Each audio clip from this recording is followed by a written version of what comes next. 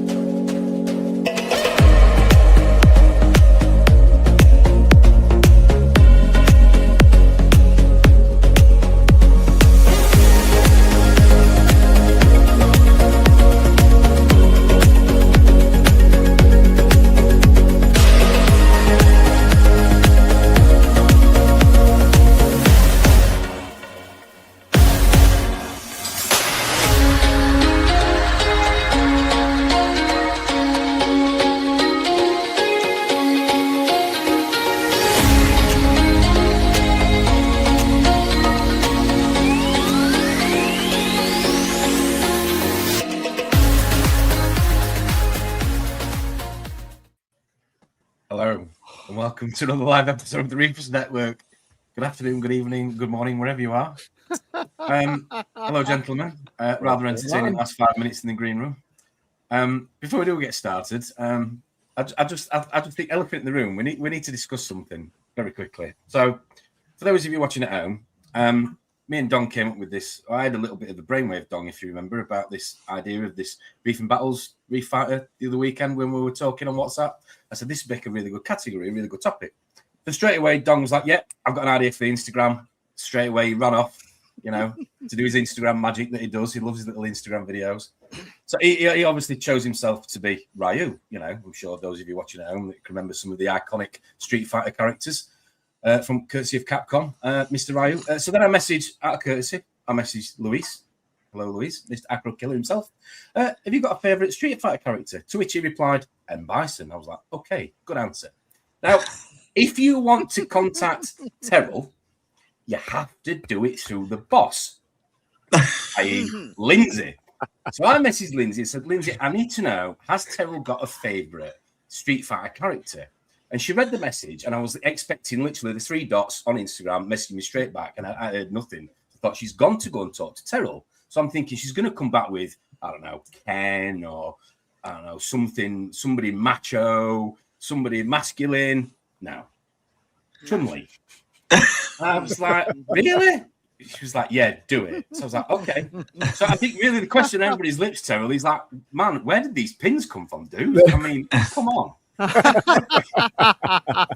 Maybe not in these. Tom, you need to put up the updated one with the mustache on there. I haven't got that. Sorry, I haven't got that. I will get it. But no, you're gonna put these. You're gonna turn these into stickers. You were just saying in the green. Yes, you know what? So the other one that you sent. So guys, for everybody that doesn't see, we have a special one. It's that picture with a mustache. It's a banging mustache like this big.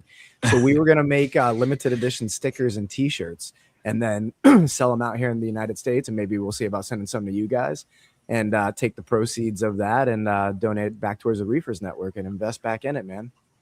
Wow. Sounds like a plan. Awesome. Yep. Right. Is this? Let's have a look. Have I managed to add it? Is this? There you go. Yes.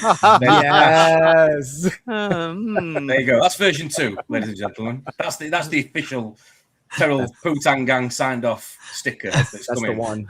And that definitely needs to go on a TRN calendar next year for sure. Definitely. You have to let me know what month you think it should be. Okay. But now, jokes aside, serious time. Good afternoon, gentlemen. Thanks for tuning in. Thanks for joining us. Thanks for giving up your afternoons. Appreciate Here and you. everywhere. So, Reef Fighting, Reefing Battles, we are literally going to get you guys watching at home to get involved as much as possible. We thought it'd be a good category or a good topic, should I say, of conversation to talk about some of the battles that we've had, good and bad, triumphed, failed, given up, called it a day, restarted tank maybe, in some cases, who knows, whatever the extreme should be. But please do get involved, as we always encourage you to, on a Friday afternoon, Friday evening. Good week, gentlemen. Anything to report other than Terrell shaved his legs for the 10th time today? No? Really? Maybe more than his leg. Wrong. Oh, okay. All right.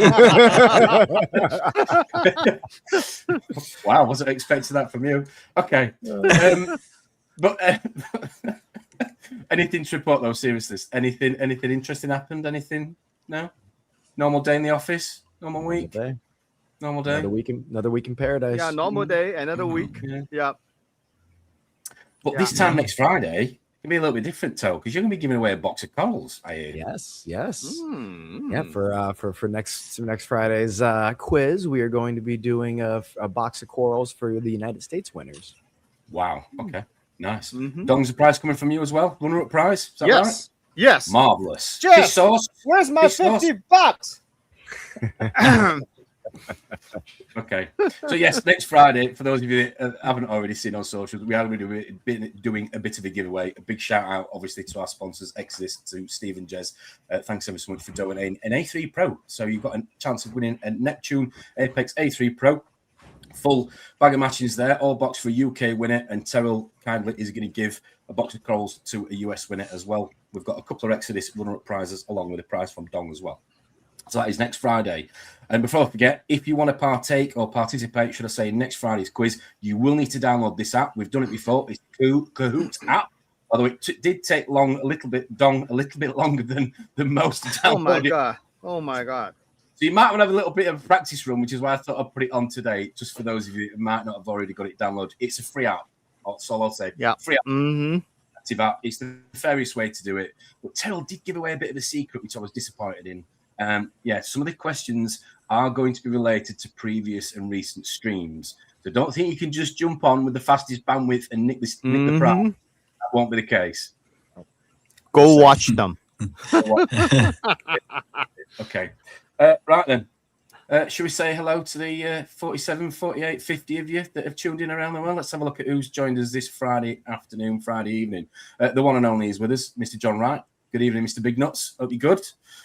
Happy Friday. Who else we got in here? The Big Swede, 66. Good afternoon from the US. Dong, I need to give you a call about getting some more of your amazing corals soon. Nice. There you go. Good. Good. How much did you pay him for that? Just asking for a friend. That's messed up. Okay. I'm joking. Dong's in this very serious playable mood tonight, ladies and gentlemen. This might be a bit entertaining. Attack Custom Paints, happy Friday. Hope you're good. Adam Crisp, thanks for tuning in. Tidy Gardens, good evening all. How you doing? Interesting. That's very tidy. Okay. Milo, hope you're good. James, hope you're good. Here he is. Glass Nads, hope you're good. Mr. Nads Glass. Yes, I will reply to your Instagram tomorrow. Do apologize. He's going to send us some. He does a lot of work. He does some amazing glass work. For those of you who don't follow him, look for Nads Glass or Glass Nads on Instagram. It's worth looking at. As Terrell's giving you the thumbs up, definitely worth having a look at. But no, Nads.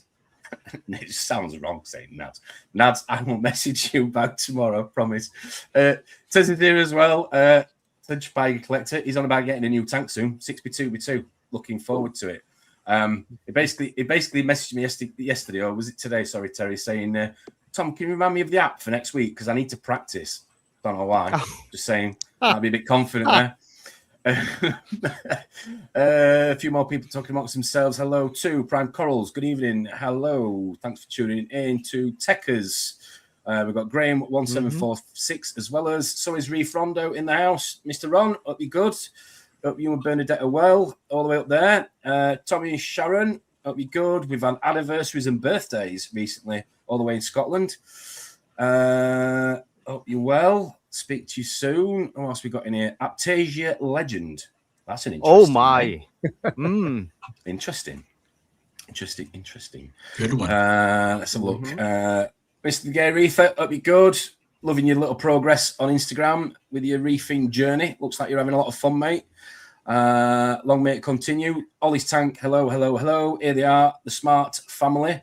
Hope you're good to the Smarts. Hope you're feeling confident next week with the quiz. El Zippy, hope you're good. Anthony, hello.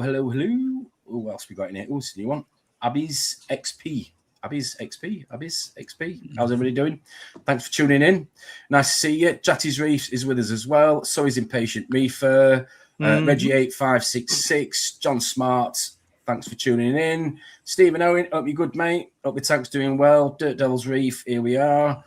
The big boss is here in the house. Here she is, Lindsay. Oh, here she is. Yeah. Have you got better legs than Lindsay, or is it? Do you? Is it just a hot? Is it? Be careful with the answer on that one. Like, do you know something I don't know, Louise? No, I'm just saying. I'm a married man, so I understand. The answer. Okay. Be, You just say I could just like the goat. You might not. Some of you will. The Ghost sort of setting with Patrick Swayze and Demi Moore with the Potter's Wheel. I'm just visualizing some sort of like thing going in the bathtub with Lindsay and Terrell and like a razor maybe. Just saying. We'll leave it there. Sorry. Morning, evening, Matthew. Hope you're good. Hope you're the missus as well. Hello to Stickhead. Thanks for tuning in. Who else we got in here? Treasure Coast Reefer. Hello, guys. Thanks for joining us. Hello to Robusquin 9630. Thanks for tuning in. Oi to Mickey Boy, MBM Aquarium Design. Thanks for joining us. Robustany, if I've said that right. Rob Upstate, New York. Have a word with myself. But it's so cryptic. Some of these names are so cryptic. At least I deciphered it in the end. Rob Upstate, New York. Hope you're good. Hello, Puddit's Reef. Not seen you in a while. Nice to see you back in the chat. Thanks for tuning in. Have I missed anybody? A few more coming through. Bert FL, hope you're good. Bert Florida, I'm assuming. Thanks for tuning in. Mac in Toy. It's a game in itself pronouncing some of these. Doing a good job, man. I'm proud of you. Hello. You're proud. Thanks for tuning in. Reggie8566, thanks for tuning in. If I haven't said already, hello to you. Paul, I'm just going to say Paul. Hi, Paul. Evening. LT Reef, hello. Fish Ventura, hello. Haven't missed anybody. Yeah, a few more people coming through. Wow, it's Coach. Hello, Coach. Not seen you for a while. Hope you're good, my man. Right, we are. No, one more. Can't miss this one. At least, there you go. Afternoon. There we go. And breathe. Right, you lot can talk for a bit. Give me a minute. So Reefing Battles. We want, like we said a second ago, we want you guys in the audience, guys and girls, to get involved and talk to us a little bit about challenges, frustrations, things that you faced. How did you get over them? Because it's obviously best practice for everybody listening, or should I say, good information, sharing of information to everybody watching at home as to how you succumb or overcame some of these obstacles in the reefing hobby. It's far from plain sailing. Is it fair to say, gentlemen? Anything that springs to mind from you three? Anybody want to jump out with anything that stands out? I can go if you want. Go for it. I give you my biggest one, and I don't know if everybody can relate to this one, and is jumping into LEDs and wanting to know everybody's schedule and change my schedule every week. And you keep getting into that whole battle and going, and it keeps getting worse. And then you try to fix it, and then you get somebody else's schedule. It looks good for a little bit, and then you're like, no, you're not pleased. And then it's just an ongoing battle, man. And so finally, I was like, you know what? Done. I set my own schedule. I left it alone, didn't touch it. I went back to the mentality of metal highlights and T5s where they all come on and they stay on all day and then off. And I did that with LEDs and everything was perfect. And so that was one of my huge battles in the hobby. Right. Remember those AI program, the aqua illumination program, have these T's on top? Mm-hmm. Yeah. Mhm. And the guy who created that one actually gave it a name called breathing period. So you know the Dana Riddle, the guy actually in Reef Lighting, Dana Riddle, and I actually look at one of his comments when people ask about this breathing period. His answer is that what? There's no such thing. Oh, actually, there's more story to that. So back then, I actually contacted supposedly the guy who invented this jagged edge kind of LED program for aqua Mhm. illumination. So he sent me, if that's the right guy, okay, if I actually contact the wrong guy, just sorry for the original creator. Okay, this guy sent me a paper. Okay, the paper is measuring a tidal pool using a par meter from the day and night. Look at the par reading. In this paper, the raw data is like this, has all this edge on it. That is because of the instrumental error, whatever saying. And in the paper, they put a smooth graph on it to smooth out all this edge. Then I said, why this? You see, this is how the edge being smooth, because all this edge are caused by the instrument, all that kind of thing, the error of the instrument, and also that if a cloud fly by, whatever. And then he said, no, the paper's authors are wrong. I said, wow. I said, why do you think they're wrong? And he said he has a bachelor degree in science. That's why he's right. I replied by email, said, well, probably you should interpret it like what those authors intended to show on the paper. It actually should be smooth out the curve. Smooth. Yeah. Yeah. He said, no, he has a bachelor degree in science. And I said, well, I got a PhD. Then he just disappeared. Oh, So God. yeah, I've seen that schedule, Yeah. and I've seen a few people that do that, and I always wonder. I tried it at one time, and I had horrible success with it. It worked good for a little bit, and for example, in the Illumagic app, the Lua app, there's one that does that, and I was like, oh man, this is cool, and it was working, and then it just went downhill. It Yeah. didn't work for me, and Right. It stressed back out the coral. yeah. It literally stressed out the coral. Yeah. Yeah. One of the reasons for that is that even though, well, actually, there's a major flaw for using that paper, because that under the in the ocean on the coral reef, the diffraction of light, actually, you can see that when where the corals living, you actually has a pretty uniform of light field around the coral. So any this up and down is being diluted, or if that's the right word, it's Diffused being almost. diffused over. Diffused, So the yeah. coral, diffused. Yes, that's exactly what it is. Diffused just smooths out all these kind of up and downs. Right. So what the coral actually receiving pretty nicely even balls of light, a light field. So when a LED on an aquarium, our tank is pretty shallow. So all this up and down can be felt by the coral.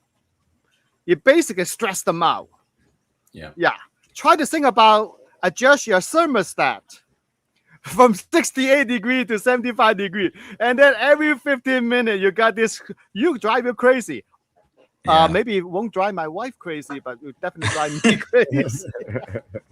Louis, do you think a lot of that is down to people being impatient then, or do you think maybe following the latest trends and trying to get there quicker? We've talked about this before on the show. So people sort of chasing to get perfection, the Instagram tank, maybe a little bit quicker than probably the Quick. shoes. Yeah, Yeah. you're right.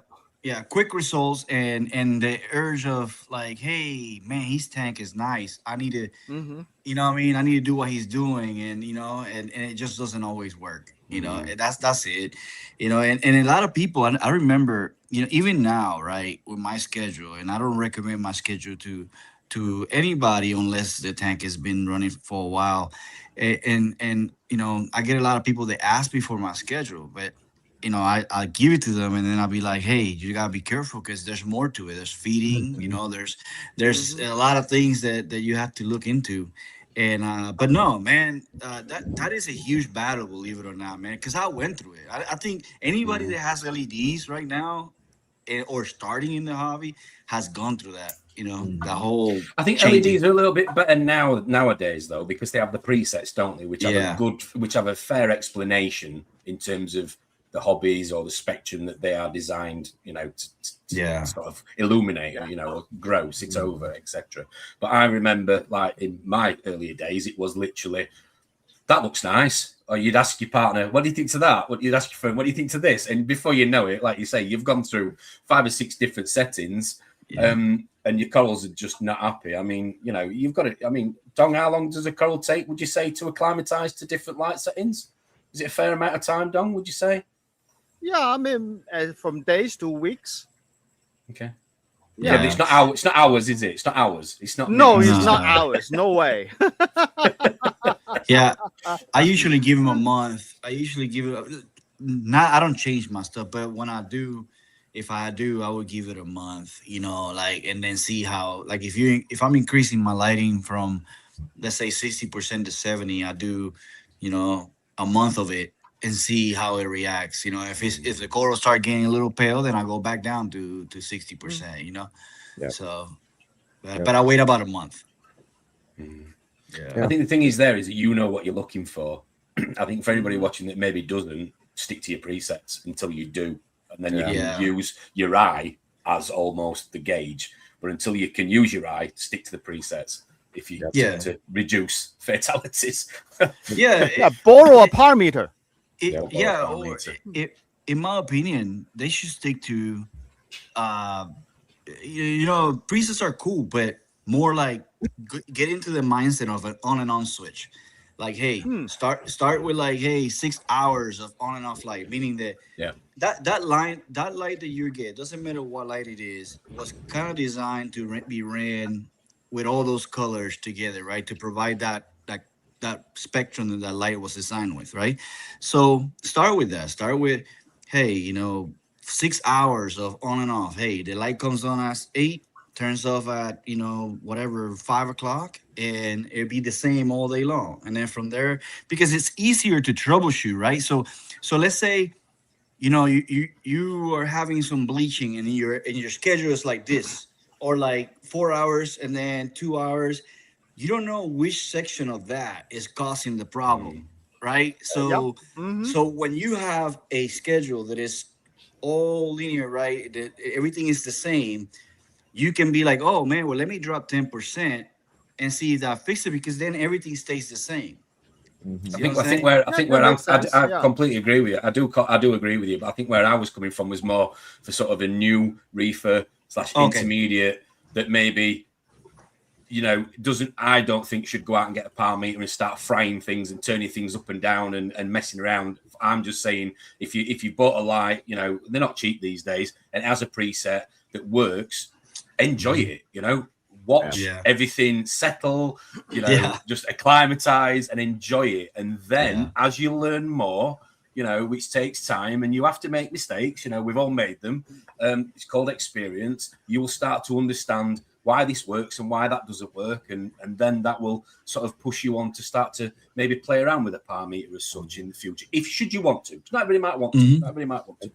And like Luis said too, you know, keep in mind that if you guys are messing with your light settings, you know, your nutrients do go hand in hand with that, you know, very closely. So, you know, I like when I talk to people and then they tell me, they're like, well, I was told I should have my acropora at like 600, and then they're telling me they're LEDs, but then they're telling me that their nutrients are bottomed out, and I'm like, yeah, you're gonna burn your stuff up. So you know, it's just it's one part to the puzzle. It's not, and again, it's give it a little bit of time. I've been doing the same thing with, you know, with these, and like when I talk with you guys about burning up my A-cans in the past, and I've done exactly that, is slowly chalice. You know, and the chalices too. Yeah. Been bleaching them out.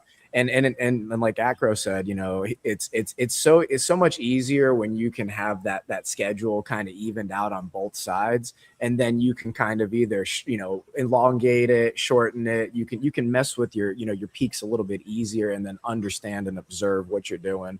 But again, you know, go slow. You know, one to 4 weeks at the very least, but you know, pay attention. I have also from experience got to a point where you don't know, is it, do you adjust the light to the coral, or do you adjust the coral to the light, i.e. placement? So what I'm saying, if I'm making sense of what I'm saying. So depends. Yeah, it depends. Both. Yeah, you know, because I just guess, think you know, people can get trapped into what I'm saying. People can get absorbed into this sort of trap of turn it up because that coral's happy. But, you know, rather than maybe moving stuff, you actually mess with the lights rather than maybe putting the coral where it wants to naturally be or is happier. Yeah. So I think is that I think your point is that do not mess your light for one single coral that is not happy. That's what I'm saying. Yes. Actually, for matter of fact, I see this over and over again. Oh, my new acro doesn't look well. Should I adjust my lighting? Should I bump it up or lower it? I said, take your new acro, shelf it into somewhere else, including the behind. So think about it. If you adjust the light, you're affecting everybody. So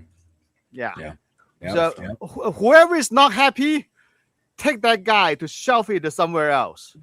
So to keep the rest of them happy. Move it. Move it, definitely. Right, a couple of questions here. Let me just jump into the comments, gentlemen, before we move on. Paul is asking a question here. Guys, may I ask about ozone, dose fire skimmer? Some skimmers put ozone directly into the foam above water, some directly into the skimmer pump, so it's delivered with water. What's better? I never see a skimmer was designed to put ozone directly into the foam. Because that normally the injection port is right. It would be in the venturi. Right? It would, it would be in the venturi. Yep. So I don't know. I mean, maybe that's what he. No, he said above the water. No. No, that's why the venturi has the extra port for you to get the ozone there.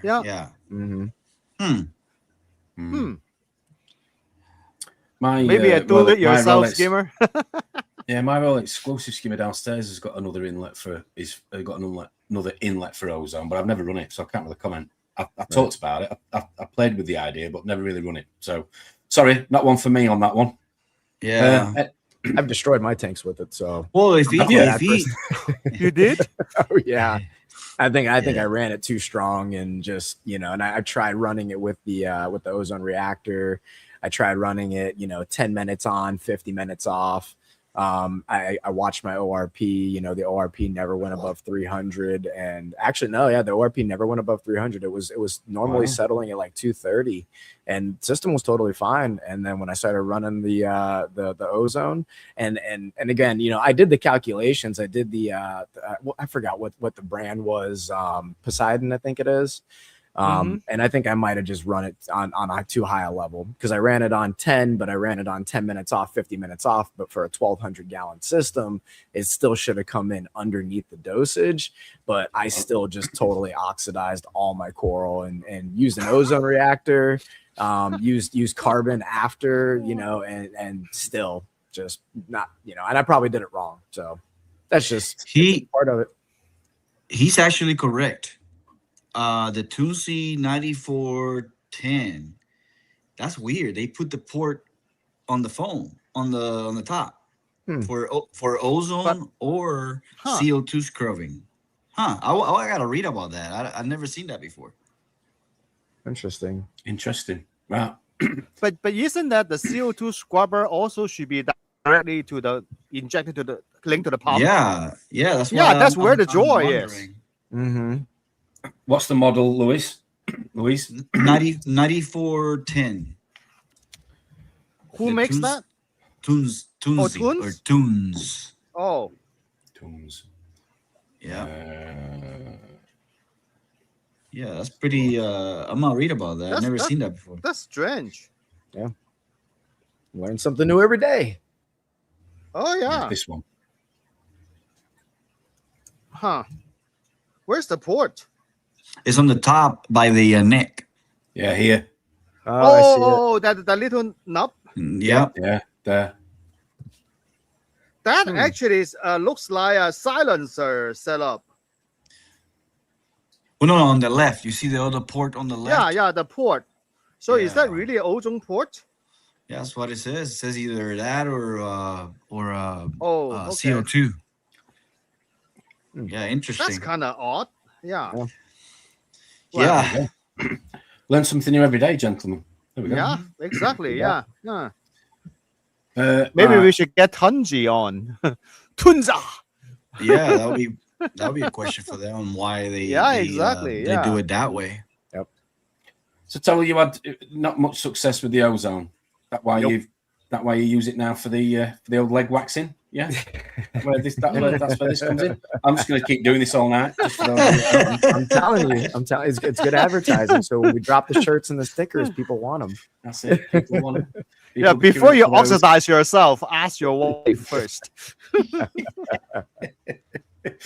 Elisa's saying we are our own worst enemies. Stop comparing our tank to everybody else's. Everybody's tank is different. So enjoy your own tank and its progress. You reef you. Perfect. Yes, that'd be a good T-shirt. That'd be a good sticker. Mhm. You reef you. Oh yeah, There you go. exactly. It's Koji saying more budget-friendly lights with a single preset are needed in the hobby. Nice and simple. Just adjust the intensity on and off time. Great for beginners.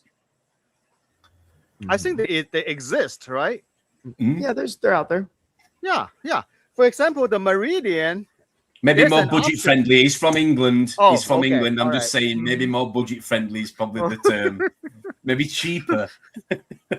Well, the Amazon light with a timer. Well, that Can you works. speak to Jeff, Don? Can you have a word Hey, with Jeff? Jeff.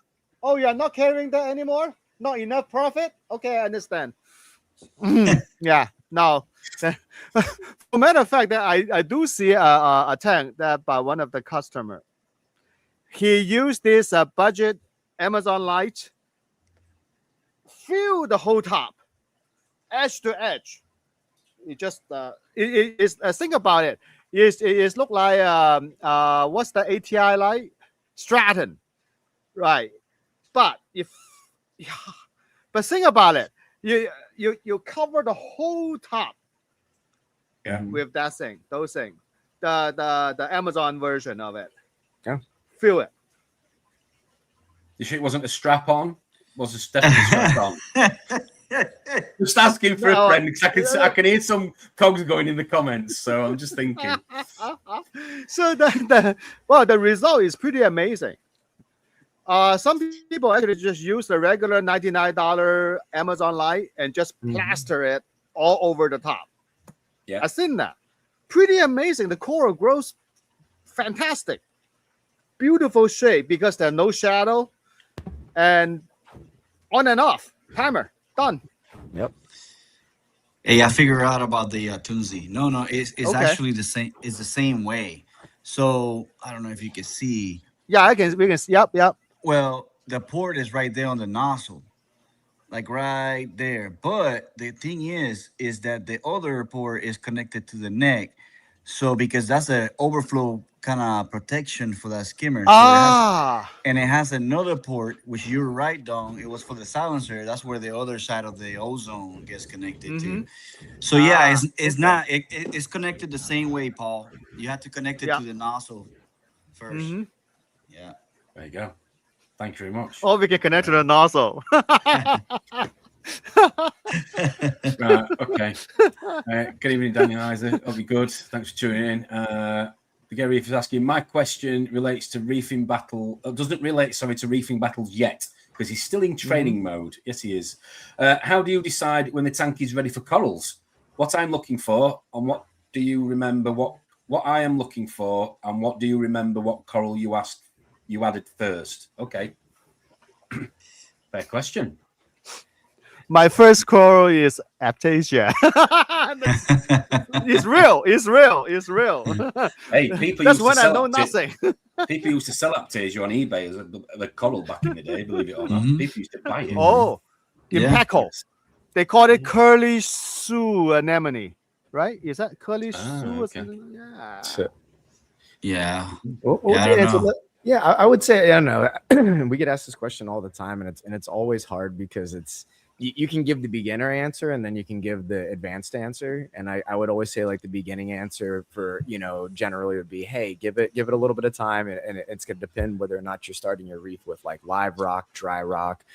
But I would say, maybe 8 weeks, 8 to 12 weeks is the general time that people say. But I would say if you get some live rock in your tank, it'll help speed that process up a little bit faster. And I always think too with coral, coral, the whole purpose of with your cycle is, getting that bacteria base built in your system, and coral does have bacteria. So, if you can, put some nice easy coral in there like hammers, zoa, you can use some leathers if you want, just easy stuff that's not going to like break the bank if you happen to lose it. But the purpose of that, even if it happens to be a sacrificial coral, is getting that bacteria in there and getting it processing. I've actually, this tank right here, Lindsay's tank, we day one that we set it up, I slapped it full of coral, but the thing is, we used live rock that was already, cooked and everything. I used water from the other tank, so it was live water. And, basically the idea was I slammed it full of a bunch of easy coral that can survive, big swings or anything like that. This very hardy stuff. And it essentially just jump started the system. You overwhelm it with so much bacteria that it just gets rolling before anything, nasty can get going and overtake it. And you do still hit that nasty stage. I saw a nasty stage of mine a little bit, but, the whole idea was that bacteria was more than enough. So,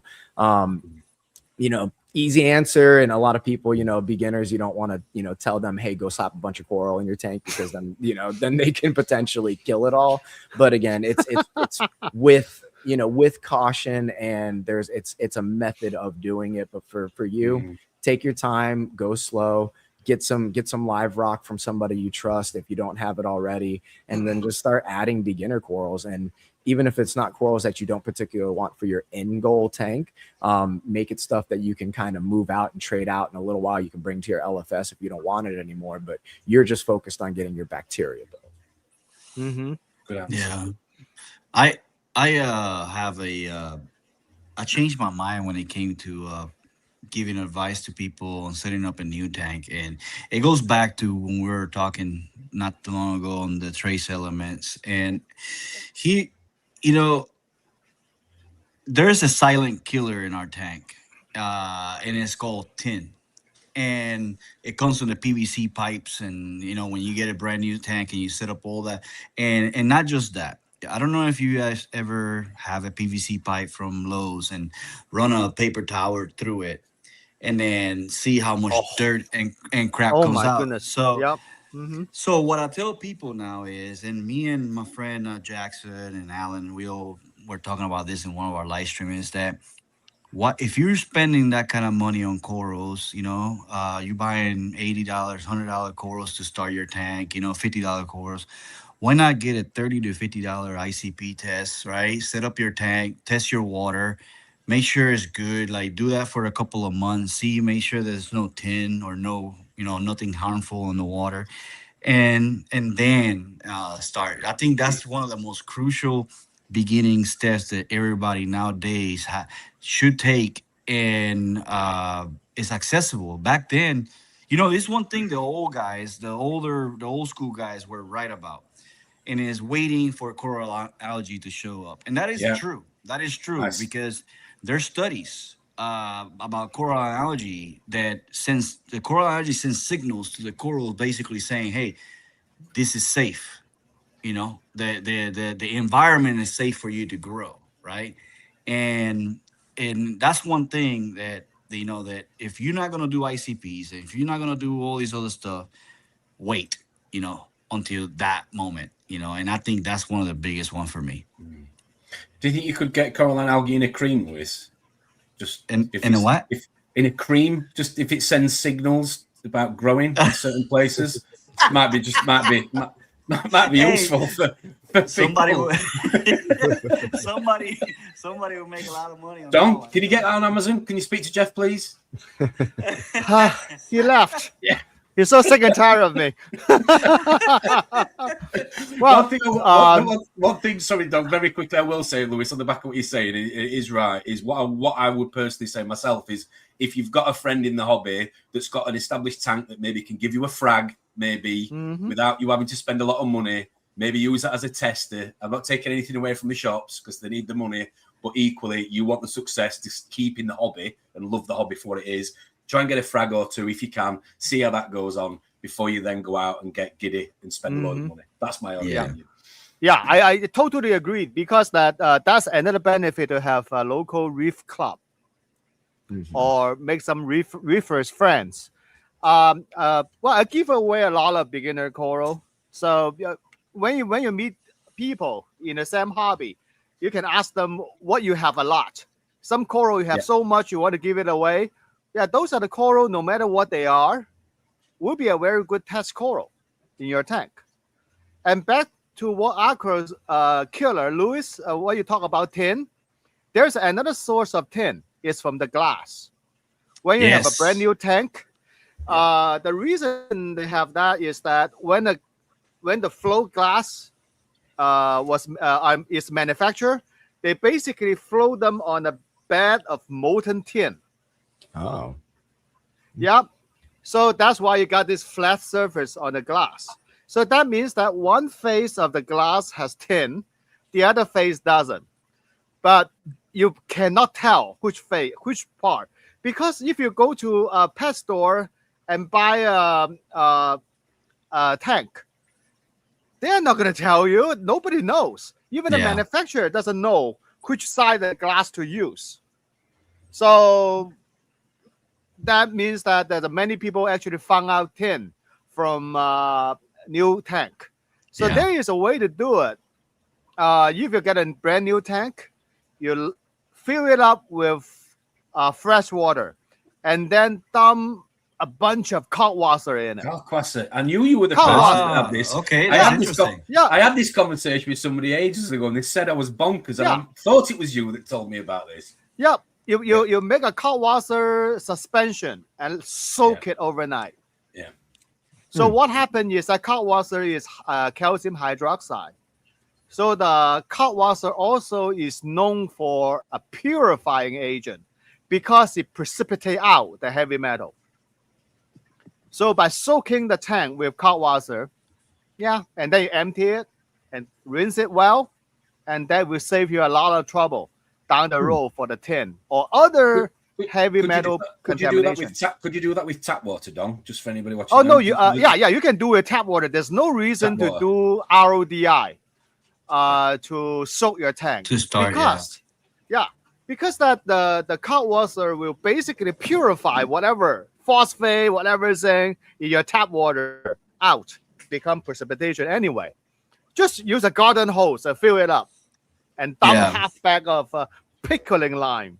You do not even need the high grade Kalkwasser. If you bought a new tank and you've leveled it and you want to make sure it's level over a couple of days or over the weekend or no leaks, that's the time to do it. Surely, and then run the whole thing and wipe it down. Done. Yeah. That's a good idea. I like that. Yeah. There we go. Interesting. If you want to see what pipes looks like when you first get them, Anan Coral Collector has a video. Go into his Instagram and scroll down. It's somewhere in there where he shows where he's cleaning the pipes. Oh my god! And they're brand new pipes, by the way. So Was it the colored PVC or is it the white stuff? I believe he had colored PVC, if I'm not mistaken. Yeah. Mm. And actually, bring out another interesting point is that when you buy a new pump, do not assume the pump is clean. Wash it. That's true. Most likely it's not clean at all. Yeah. I've seen time and time again. You'll pull it out of the box and it looks oily and like wet, like So. Because there's no process to clean the pump before they ship. They just all the piece put together, drop in a box, dry with all this contamination from everywhere. Definitely. Back to Paul for a second there. Louise is saying, okay, thanks guys. I did not mention skim attack. It is not injected into Venturi. ORP isn't really rising since I started. Hence, I was asking. Well, if the ORP is not really rising, that means that ozone is not actually getting in. Yeah. Yeah. Or the Yeah. probe is messed up, or something's wrong with the probe. That's possible. Possibly. Yeah. Possibly. Yeah. So yeah. A few more people on this. Bas Parara, thank you very much for tuning in. When there was no extra port in the Venturi, they used an air stone to add ozone directly in the foam, but that was back in the days when Venturi skimmers were not designed like they are nowadays. Oh, but do you mean the foam? But do they mean the foam inside the bubble, like where like you put a hose through the top of the skimmer all the way into the water, or are they meaning on the foam? I the top think section? I think they mean the foam, as in maybe the top section potentially. Huh?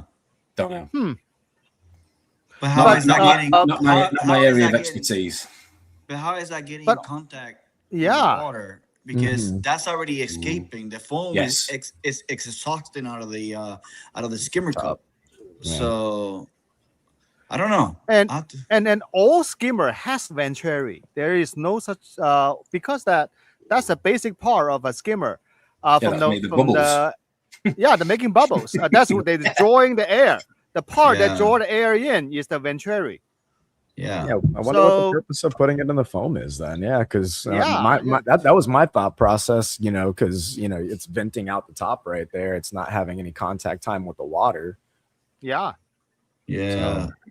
And when the ozone bubble goes through the propeller, they chop it up.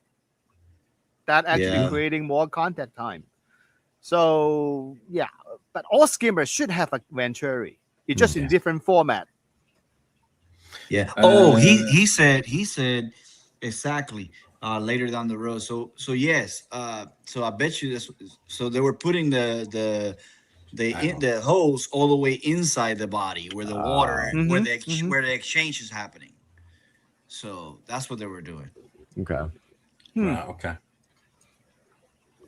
Yeah. Well, it looks like there's a 1,000 way to skin a skimmer. Hey, definitely. Yeah, and they're not all rated for it either. Right. Yeah, depending on what it's made out of. It might. Yeah, it'll say it too, because I know like we run the MRC orcas, but and they are made for that, but you don't want to do that, or else you destroy your start destroying your plastic and shit like that. Yeah. Mr. Oh yeah. Good. What's up, Alan? He's dodging me. He's dodging me to come on. We want to get him on. Give him a bit of a grilling. Come on, he's dodging me. Actually, I talked to him. What it is his work schedule kind of interfered with the time that the live stream is. Yes. We can move our time. Yeah. Yes. Mr. Alan Bow will be coming on and joining us as a guest shortly, ladies and gentlemen. We want to get him on the channel. Cool. Thanks, Alan, for coming on and talking in the comments. Yes, get back to us with a date that works for you. A few more people talking amongst themselves. Hello, Dave. Hope you're good. Hope you're having a good week. Isolate your beginner corals to separate rocks. A few people talking amongst themselves. What we've got in here. Luis Aquakiller, thanks for looking into ozone tons, but you showed the 9430 type that has 2 nozzles on pump inlet. 9410, 942 don't have 2. This is getting a bit technical for a Friday. Yeah, I'll look for it later. I'll look for it later after the live and see. A few more people want to buy on the Coraline cream. Must be needing some of that. Where they come from? Well, where are you going to apply it? Anyway, saying I was looking at Duncan coral as my canary in the coal mine, my first coral, but also because they are pretty. Yes, Duncan is pretty robust. Definitely. Yes. Oh, here's a question. RC Man 1223. Hello, thanks for tuning in. Nice car, nice avatar. Question: what's your opinion on the best way to color up a chalice? Lower your light. Seriously, yeah. We've talked about this quite a few times, Terrell, me and you, haven't we, recently about chalices? Yeah, yes. You can burn them up so easily, man. They're very they can be very light sensitive, and I mean, there's a few that you can kind of work up too hot to tolerate a little bit of higher light. But you know, like your nice rainbows and stuff like that, put them in lower light, man. I think that's a bad habit that we all have, and I've fallen into it too. I have overlit things for years, and the more that I've pulled my lighting intensity back and my time back and everything else, the more benefit I've seen. Yeah, definitely. So, for example, in the ocean, under like 800, 1,000 par, coral actually finish the photosynthesis in about 1 or 2 hours and just sit there and tolerating all this light. Yeah. So we definitely can overlight our tank. Because the way they measure it is that they have this meter that they basically measuring the photosynthesis activity. They the $40,000 meter, that's part of it.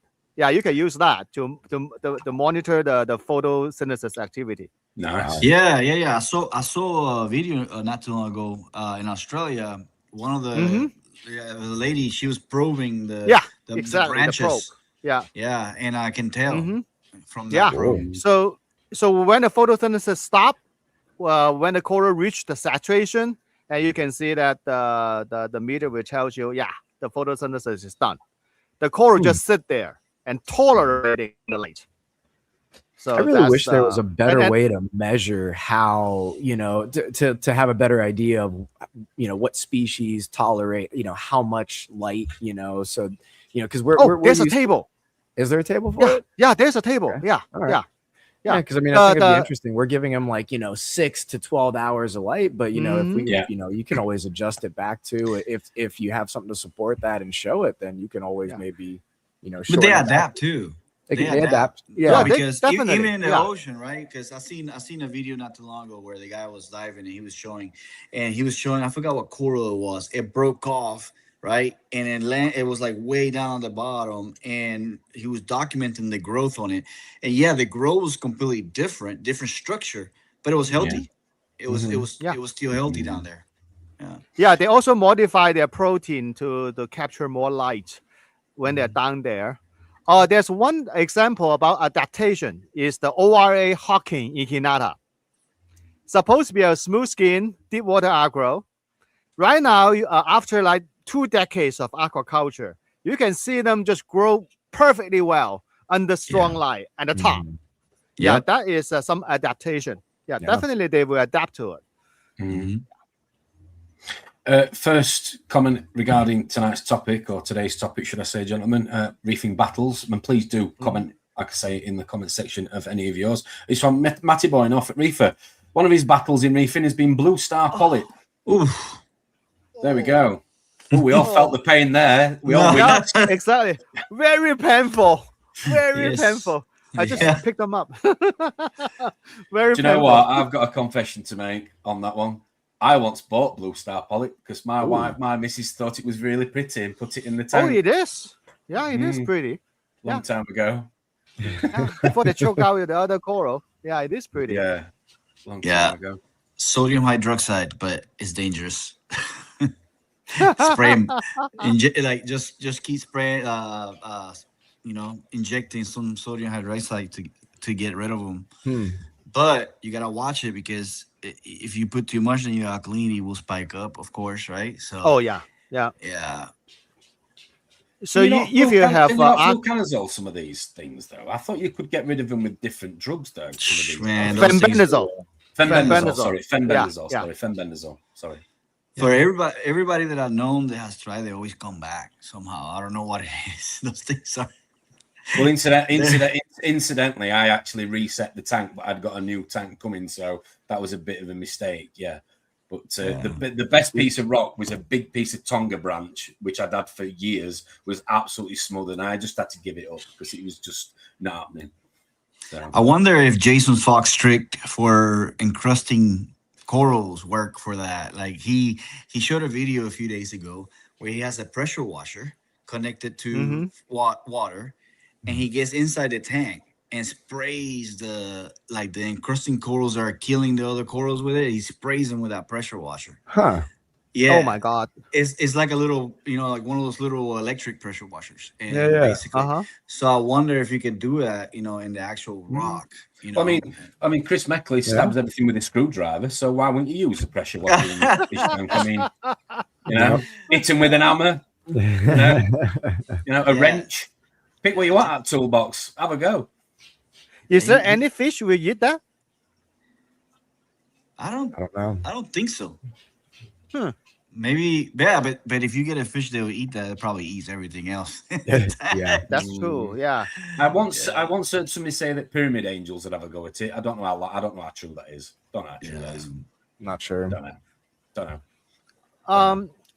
I do notice that some of my Aptasia eating filefish, the one that actually eat Posenzinia, can potentially go after them. Mhm.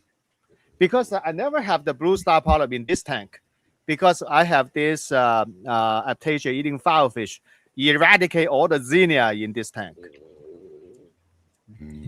Maybe. No idea. So hang on. So before we move on, though, so I'm assuming Matt has battled this and moved on, or has been triumphant. Matt, tell me if you have, or I've not spoken to you in a while. Sorry. Oh, they're saying that's how I beat it. Hang on, a few real people. So there is a juice. So there is a juice being going. Ron's juice. You don't know what's Ron's juice? Yeah, I have no idea what that is. Ron's juice. Who is That's Ron? It's Ron. Ronald McDonald. That's how I beat it, Stephen. People talking amongst themselves. But you can do it with fluconazole, is what we're saying then. Sorry, fenbendazole. Yeah. Even. Fenbendazole. Sorry. I'm wondering how Ron get the juice. Wait. You said fenbendazole, so maybe using the flakes will do it too? Maybe. Possibly. Yeah, the people definitely kill those blue star polyps, as well as Posenzinia and all the leather coral. Yep. All the leather coral. And then you won't be able to keep them alive in 6 months, something like that. That's what I heard. Yeah. Interesting. But it works. The fenbendazole flake. Well, it definitely works. Oh. Yeah. Shouldn't talk about that flake, right, Daryl? Well, you can always just say, man, it's just fish dewormer. Yeah. Exactly. Yeah. Good for your fish. Yeah. It is. Pulse flow better than light. With fall coming, I'm actually going to kick back on 1 hour on my metal halide and knock off about an hour on each end of sunrise and sunset. Question for Dong. How to find that table on which coral tolerate how much light? Where do you get the information? You just talked to Terrell about. Google it. Google it. Because that actually is a table. So honestly, I never use ChatGPT. I'm not an AI savvy person. My wife used ChatGPT, and ChatGPT is her friend. Nah. No. I used it for quite a bit of stuff. It is, it is a great. Never used it. Oh, yeah, understandable. Yeah. Never used it. Yeah, never used it. Oh, he's there. He's here. He's looking. No, it's outstanding for yes, it's making humankind dumber, right? Because we're not doing math anymore, right? So I used it when I swap from one product to another, right? Like I just enter, hey, Kaltwasser is this much, this new product is this much. Can you figure out the dosage criteria? And boom, it gives me, and it was perfect. Or if I gotta dose something, I just type it in real quick and it gives me the total dosage without me having to do math, So yeah, it works in that aspect, but yeah, it's making us to the point where we're not even doing math anymore. So that's the only problem. I think you could probably link that towards sort of automated things on the reef on a reef tank, maybe automation, maybe certain test kits, maybe how much of it how much control are you giving somebody else, maybe. Question here from Jondrel, if I'm pronouncing that right, apologies if I'm not. 94 Reef. Bad bacteria issues. As a full SPS tank wipe out over 2 weeks, even with treating with antibiotics, I have a question around probiotics. Are they worth it? If so, what ones? Avoiding the reef tax, of course. So I always want to ask the question, is what makes you think it's a bacterial issue? What are you seeing? Because I do hear people a lot want to jump to bacterial issues, but without, I don't think it's causation as much as it is, you know, so it just, yeah. I agree.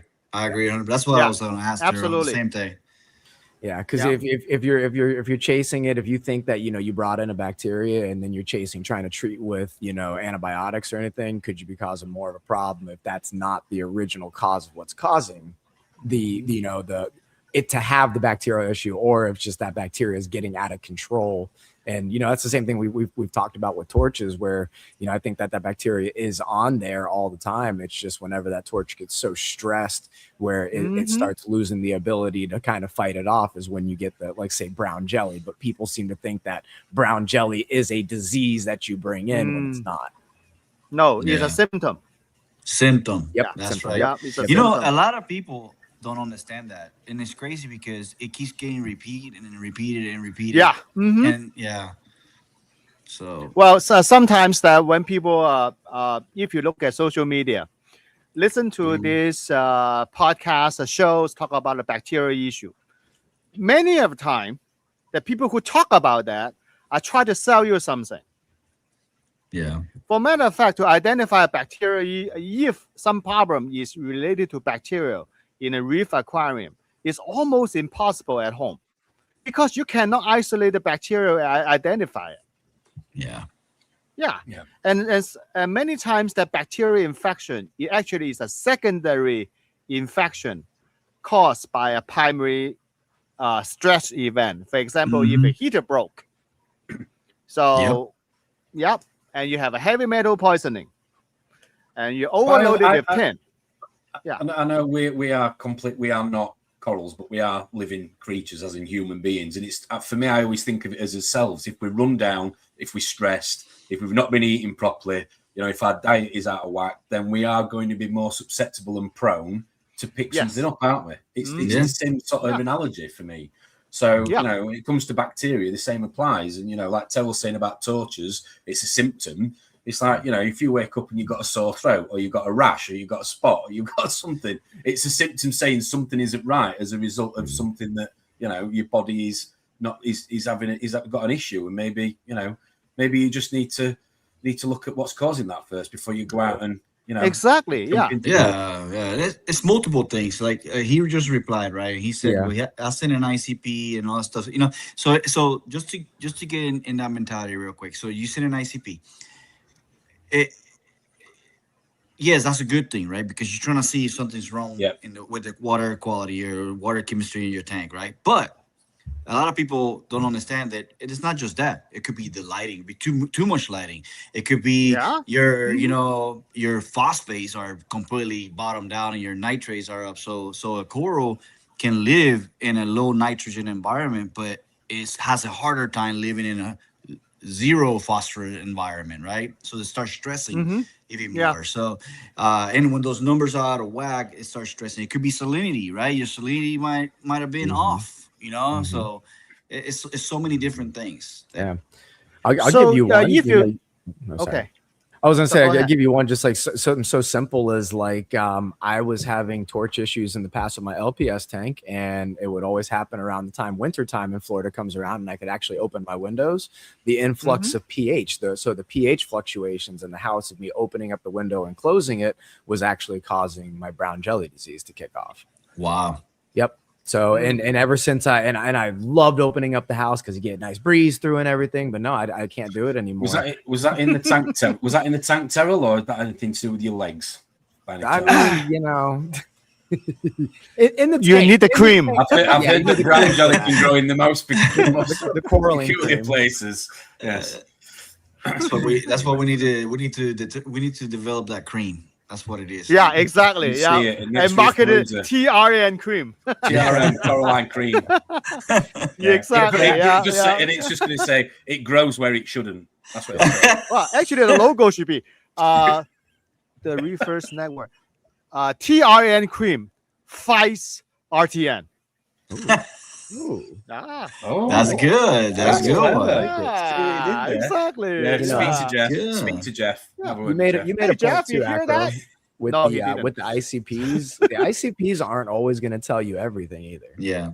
You know, the ICPs, it's a tool, but it's not a one-stop that it's going to detect everything Yes. in your system that could be wrong. So like, for instance, you know, I did construction, you know, I put in a mini split in my garage and they had to drill out, you know, concrete in my wall. Is the ICP going to measure concrete dust? No. So, No. you know, it's No. just, but is that Pollens. concrete dust Pollens. potentially going to have, Mhm. can it have a negative effect? Oh yeah. Yeah. So that's like the same thing as saying, like, you know, people talk about the seasonal pollen. Can pollen have an issue? Or we had there was another guy, you know, that we know down here in Florida, and he got those June bugs, and they got into his sump, and I didn't know this, but the June bugs are they're toxic. And so he had a bunch of June bugs that had got into a sump and had drowned in there, and I crashed the tank out, released the toxins, and you know, that was freedom. So Oh wow. yeah. Wow.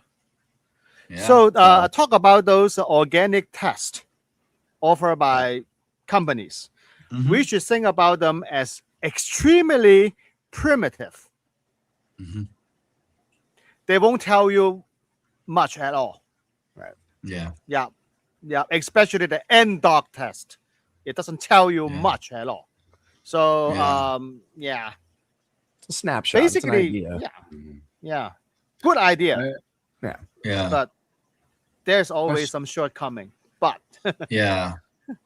Yeah, you know, and it's crazy you said that, Don, because I seen where, you know, NDOC, or not just NDOC, but somebody will say, hey, organic carbon too high will cause issues.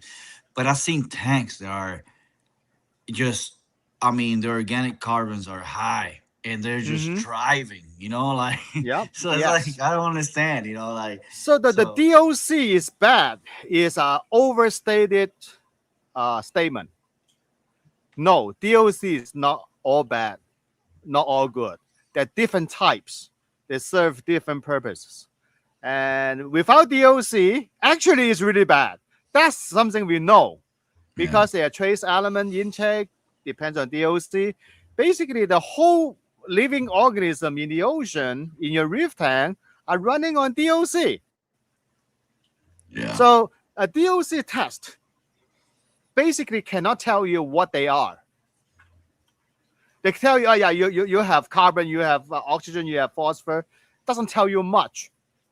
So, for example, like that, if I walk into Terrell Spaceman, well, your house, well, we're both human beings, right? But we definitely look a lot different.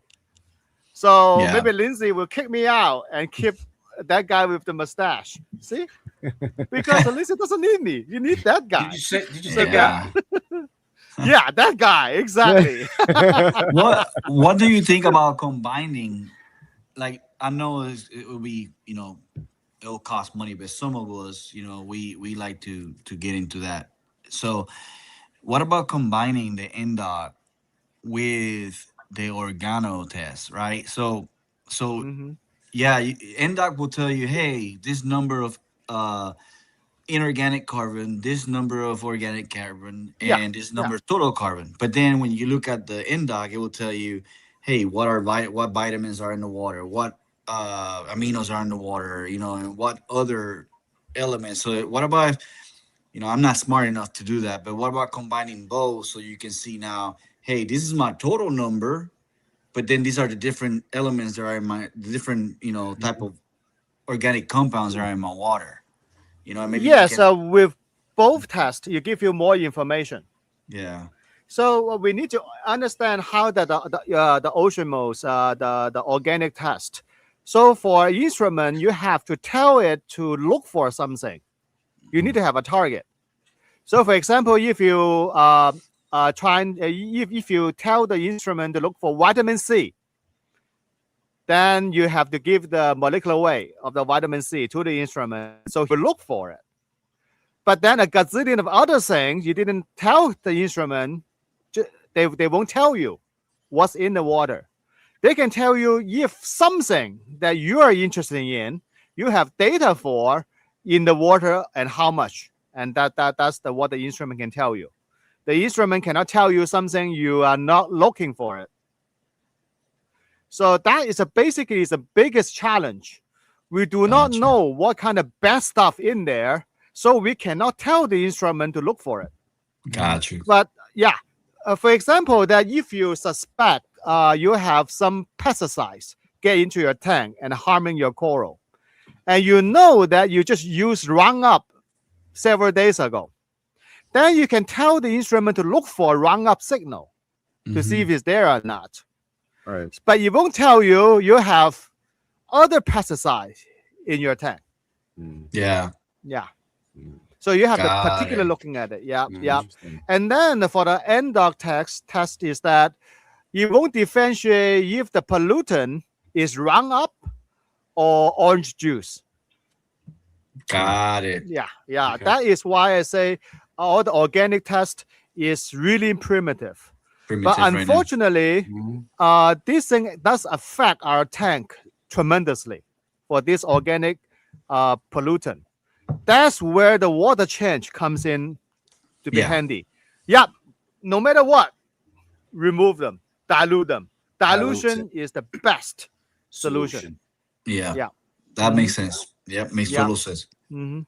I got another battle if you wanna hear it. Go Oh, for it. sure. Yeah. Go for it. Yeah. Oh, go for it. So Go for it. when it happened when I first set up this tank. So I used to do obviously the CO method. Most of the people that know me, know that I do that. I did. So yeah. So when I started that tank, everything was going good, and I decided to change my mind on what I was going to run. So I instead made a dumb mistake and took out the entire seal light reactor all at once. Right? Oh. Took it out. Right? So I'm sitting there. Okay, yeah, whatever. The tank can handle it. Next thing you know, about a couple of weeks, a huge dino outbreak comes out. I mean, it was like complete microbiome shock to the system, right? And this thing was so bad that I would blow the corals with the turkey baster, and within 5 minutes, it would be covered again on this Oh, stuff, yeah. right? Yes. Yeah. And I tried my hardest and just kept going at it, lost pretty much everything. I think the green slimer is the only thing that survived. And I pretty much gave up on it, right? I was like, you know what? Whatever. I just left it alone.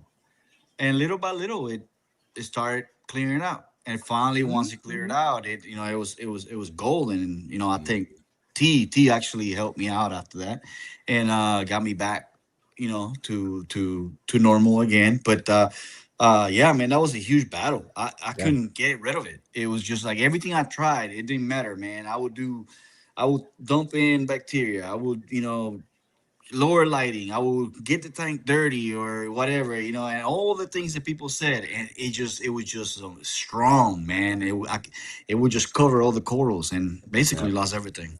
But yeah, I think But that that's was- that's a good subject because I've dealt with like dinos really bad in the past over the years. Like, and so what I would run into with my issues, and especially like in this system behind too, is anytime I would get my nitrates would bottom out, I would get a dino bloom that would straight kick off. And, at that point there's nothing you could do. It's already consuming, the more you feed, it's going to consume, the more less you feed, it's going to consume.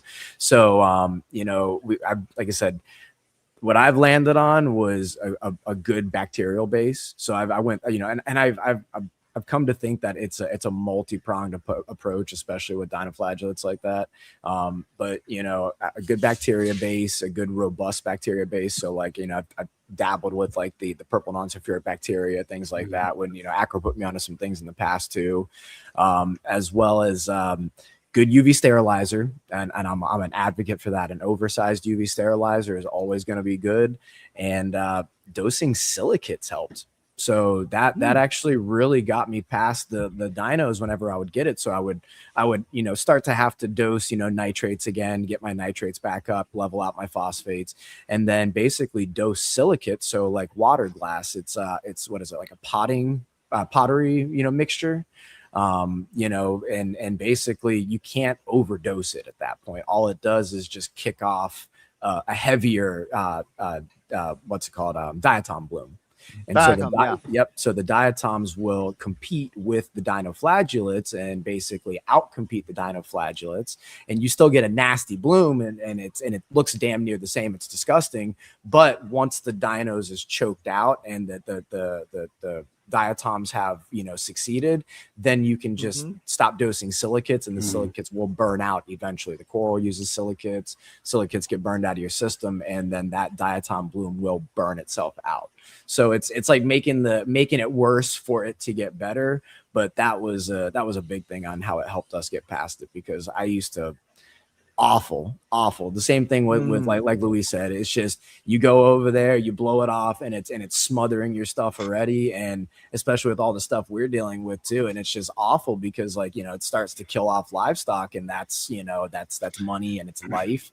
Another thing that helps out when you're dealing with that is make yourself a little power strainer. Just wrap a piece of filter floss around a power head and then put a rubber band on it. And then what it does is it just sucks, you can blow off all the dinos and it just sucks over to the power head and it sticks on that filter floss. And then you could just throw it away afterwards and put a new one back on, but it helps kind of get on top of that problem.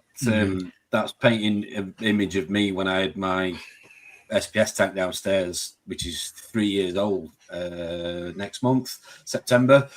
That was exactly what I was doing. I was basing it off a 9 foot or 2.8 meters, whatever you want to call it, metric. And by the time I'd got to one end of the tank, like Luis is saying, it had literally reattached itself at the beginning, so I had to start all over again. This is with a toothbrush, and one of my personal battles for a second was dealing with ceramic rock. I literally bought the ceramic rock. It looked amazing. I bought it because it looked amazing. Didn't think for a minute about the issues I would have. And it probably took me, I would honestly say it probably took me the best part of a year to get over it, to deal with it properly. And I mean properly. And one thing I will just say on the back of what Terry was just saying then about a little bit of getting removal. One thing I use, which I still use now, I use it on the NIOS, I use it on a lot of tanks. If you haven't got the time or you haven't got the water mixed up to do a water change, or you don't want to mess with any stability, get a bucket, get an empty salt bucket, drill loads of holes in it, make it a colander, get some filter floss, keep the lid of the bucket, drill a hole, get a pipe, and literally just siphon it through. So you're removing all the algae, all the detritus without changing your water volume. It's a really good tip. I've used it for years, and it really does help. That's a good one. It really does help. Yeah, that's a good one. So I fight that battle using do-it-yourself coral snow. Yeah. Yeah. Oh, it works. Yeah. And combining with I put a filter, not a filter sock, but it's the mesh back, filter mesh, loaded with those El Cheapo filter floss. Yeah. Just every day, grab it, toss it, and that works very well. The physical removal. Also, that I dose daily. Storm the tank with do-it-yourself coral snow. They basically, you can see the coral snow basically bind to the dino, yank them off the rock. Yeah. Oh yeah, you can see it, and you can see that in the glass too. You can see it. So Don, I got a question for you. Since your background is big into chemistry and scientific stuff, so why is it? So Terrell says just a few minutes ago, hey, well, my nitrates bottom out. But why is it that some people that doesn't happen to, but some people that happens to? And like some people will get dinos with high nutrients, some people get dinos with low nutrients. And that's a huge battle when it comes to dinos, because people will tell you, oh, well, you bottom out nitrate. But then the other one was, oh, well, you bottom out phosphate. And then the other one said, no, but I got bottom out both. And nobody could tell like which one is, it is that's causing it. So what's your intake? What's your thought on that? That's a very good question. So that's exactly one example is that the cart and the horse, the causation and the result, or whatever that saying is. So low nitrate and low phosphate does not cause dino itself. Because dino, as any living organism, you got to eat something. You got to consume something to grow. Yeah. It's not like, for example, that you just like saying that somebody getting obese because he doesn't eat bread. he must be eating something else. Yeah. Right? Yeah. So the low phosphate and low nitrate is a symptom of dino growth. Okay. So when you have a dino outbreak, measuring your phosphate and nitrate, you're measuring the result of the aftermath of the dino yank out phosphate and nitrate. For a matter of fact, there's many documentation about how effective dinoflagellate to absorb, to take out nitrogen and phosphate, nitrate and phosphate. They like a sponge. They take it out. But remember the refill ratio? Yeah. Refill ratio is not the ratio, is not just the ratio about nitrogen and phosphate. The refill ratio, the first character on the refill ratio is carbon. Refill ratio is carbon versus P versus N. So the carbon part is very hard to measure. And also that, well, we shouldn't apply refill ratio in coral, but refill ratio apply to algae, but dino is an algae. Well, sort of. So a refill ratio is more like 100 carbon versus 16 N nitrogen versus 1P. 1p. Yeah. Yeah. So that means that when your dino is growing, you have a lot of carbon. Oh. Dissolve organic carbon. Yeah. Now your DOC kicks into the picture, right? Yeah. And that is the part that is really difficult to measure. Yeah. So if you can accurately measuring DOC, you will find out there definitely the relationship between dino boom to the carbon, but not much to the nitrogen and phosphor, because that's the afterfact. That's the symptom. Yeah. So it's in the higher side of carbon, or it could be the low side. Like for example, High carbon. You must have tons of carbon in there. Oh, okay. Yeah. Okay. Yeah. So because the carbon is like, let's say 100 carbon, when algae takes in, those according to the refill ratio on microalgae. So you take the algae will take in 100 carbon molecule versus 16 nitrogen molecule, versus 1 phosphor molecule. So what really feeding the dino growth or cyano growth is the carbon. The carbon. Is the carbon. Interesting. Yeah. But without the carbon, everybody starve to death. Yeah. So it's the carbon. But unfortunately, carbon is so difficult to test. So when we ignoring the largest component and focus on 2 small components, that's where creating so much puzzling situation. Why? Because we cannot measure the big component of this nutrient input. So basically, every living organism, when they grow, they need nutrient. Low nutrient causing dino boom is not scientifically accurate statement. So if you said dino boom causing low measurable phosphate and nitrate, that is correct. Yeah, it's the other way around. Yeah. Gotcha. So why people dosing nitrogen, dosing nitrate and phosphate, actually we end up winning the battle of dino? It happens, right? People do that. They dose a nutrient into the tank. The nutrient they're dosing is not carbon, it's nitrogen and phosphor, nitrate and phosphate. What happened is that all the bacteria, the other things, all depends on all will consume carbon, phosphor, and nitrogen. But dino is a lot more efficient to outcompete the other thing. But when you're dosing nitrogen and nitrate and phosphate in your tank, you're promoting the other bacteria or the other algae to grow. Outcompete. And then, when they grow, they reduce the carbon available to the dino. So basically, you're balancing out the C and P. Exactly. You're balancing out the them C and out. P. Yep. And also you're reducing the C. reducing the carbon that are available to dino. And there's another thing. When bacteria grow, many bacteria, they grow on surface. So when the surface is covered by other types of bacteria, it's really difficult for a dino to latch to that surface.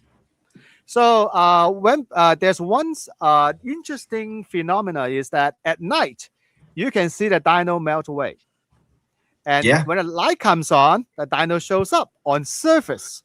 That is the natural forms of dino. They just change to a different form when the light is off. They basically disengage themselves from the surface and go into the water column when the light is off. And then when the light is on, and they repopulate the surface and then forming this ugly mat. But when the bacteria occupy that surface, when the dino is latched off, and when the light is come on, the surface is occupied. They cannot latch to the same surface again. Which is why some medication or some products are there to pour in when you turn the lights off for that exact reason. To accelerate. Because you kill it when it's in the water column. Because I read some paper saying that in the when a dino is not formed under the light, and it get piled against each other. Basically, all the little cells are piled against each other.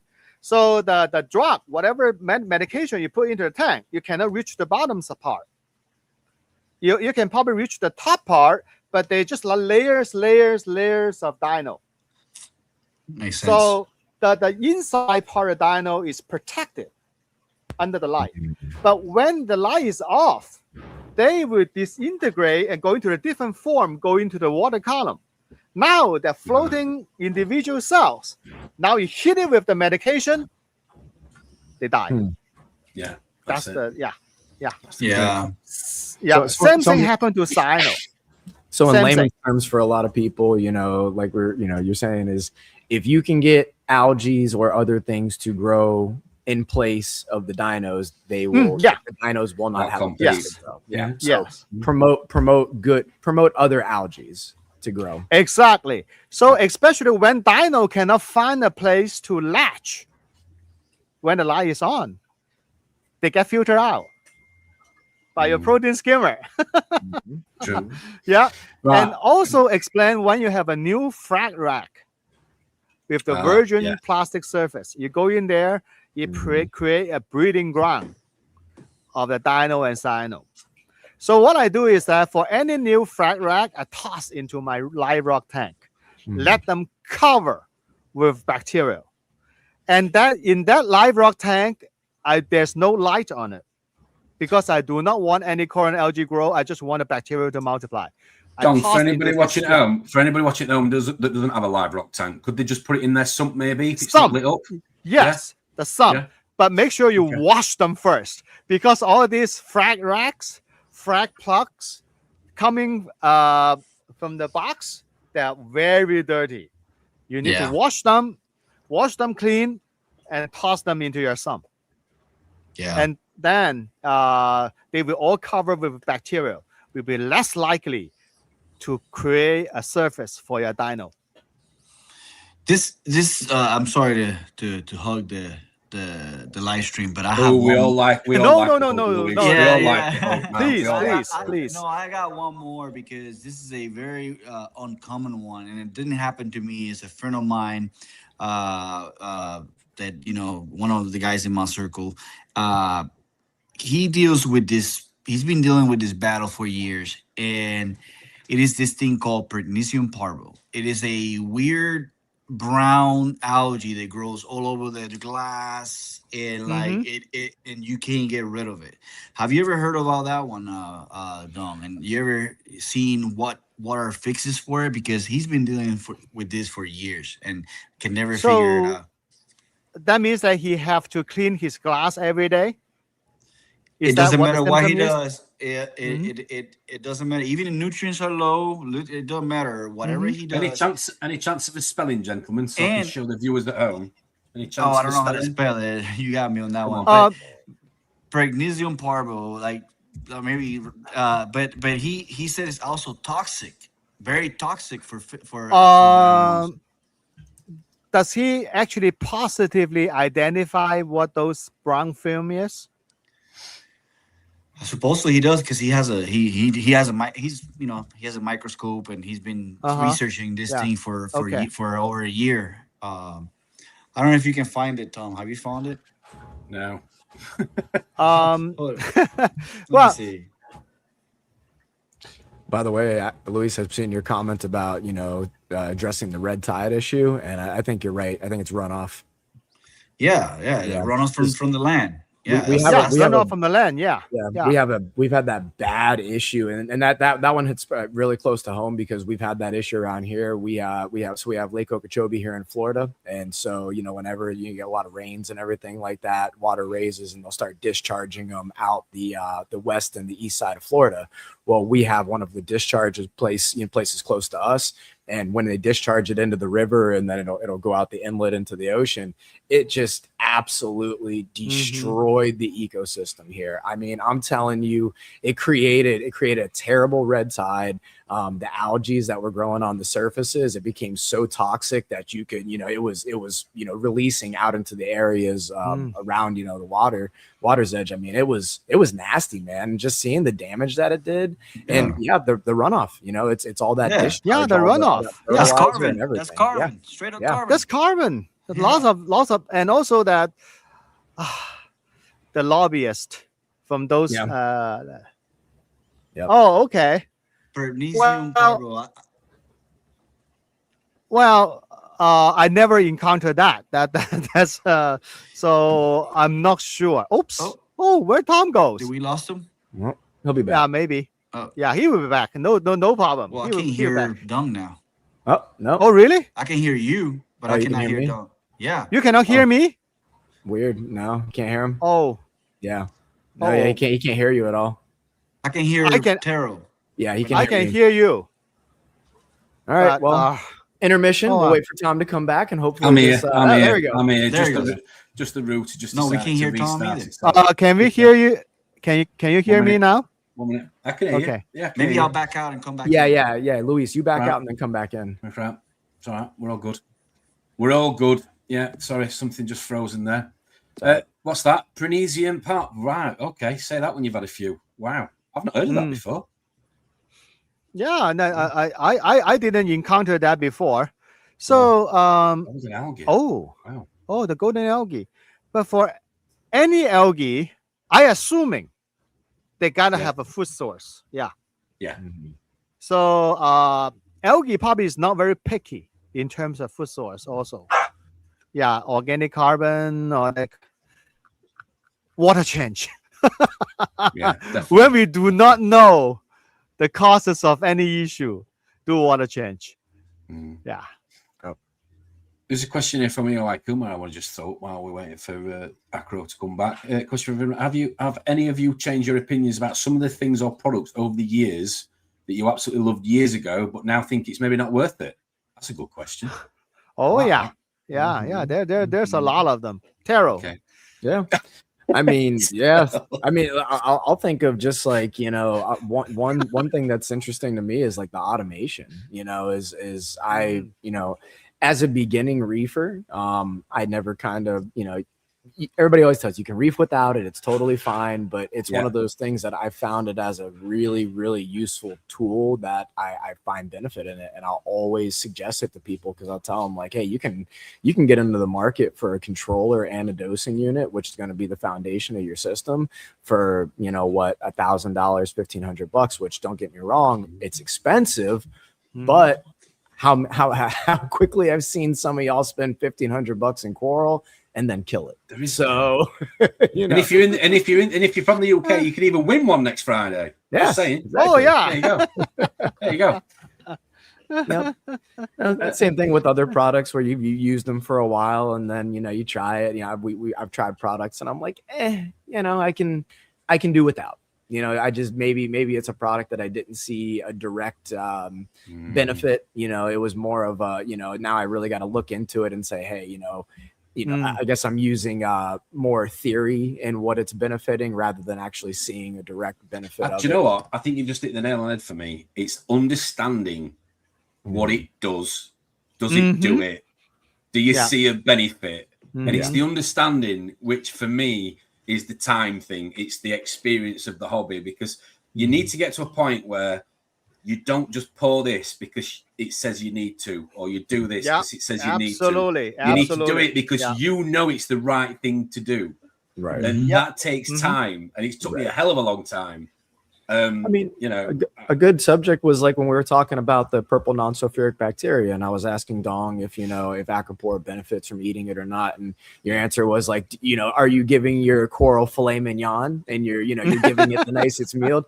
And you're right. And, you know, and in that thought process, I'm like, yeah, you know, maybe it is going a little bit overboard, but and maybe I'm not directly seeing like a direct benefit, but maybe over a period of time of implementing this, maybe, you know, and me personally, I think I do see more benefit whenever I see a more stable system whenever I feed it, you know, in my routinely, but you know, it's not needed.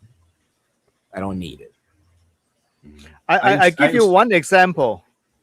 Go on, Dom. Amino acid. Yeah. I used to believe in it. I used to buy aqua power in gallon jug. Then first thing I realized, in that 1 gallon, 3.8 liters of water, it contains less than 5 grams of amino acid. Yeah. I'm paying $76 something for a gallon of water with containing less than 5 grams of amino acid. That's first realization. Second, more and more study shows that amino acid probably is not even needed because that the background concentration in the ocean is minimal. And the coral actually get most of their amino acid coming from the symbiosis algae.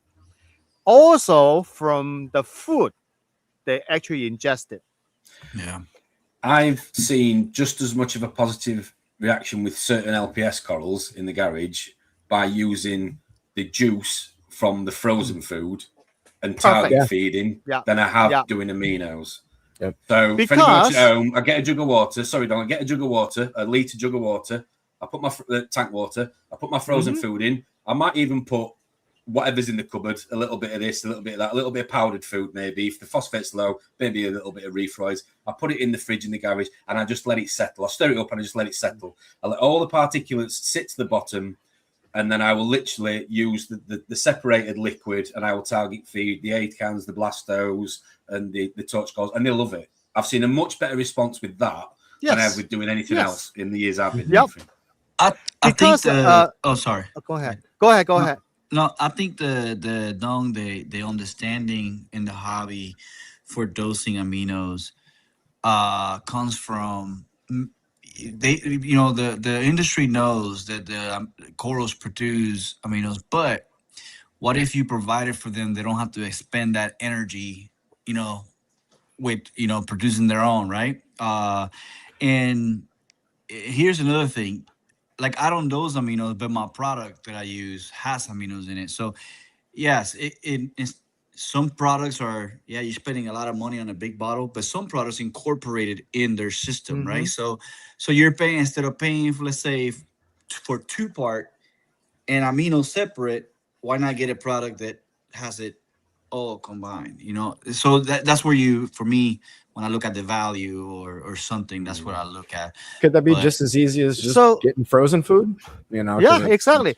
Because that amino acid benefit coral is a well-studied subject. It's well published, well understood. But here's the thing: amino acid is definitely essential for coral, but you do not have to buy amino acid product. Because that when you feed frozen food, there are tons of amino acid there. You feed your fish, tons of amino acid there. There's we actually put in more than enough amino acid by just regular feeding of the fish and coral. So adding a tiny little bit of amino acid in a jug costs you a lot of money, it doesn't add much benefit. For example, if you already have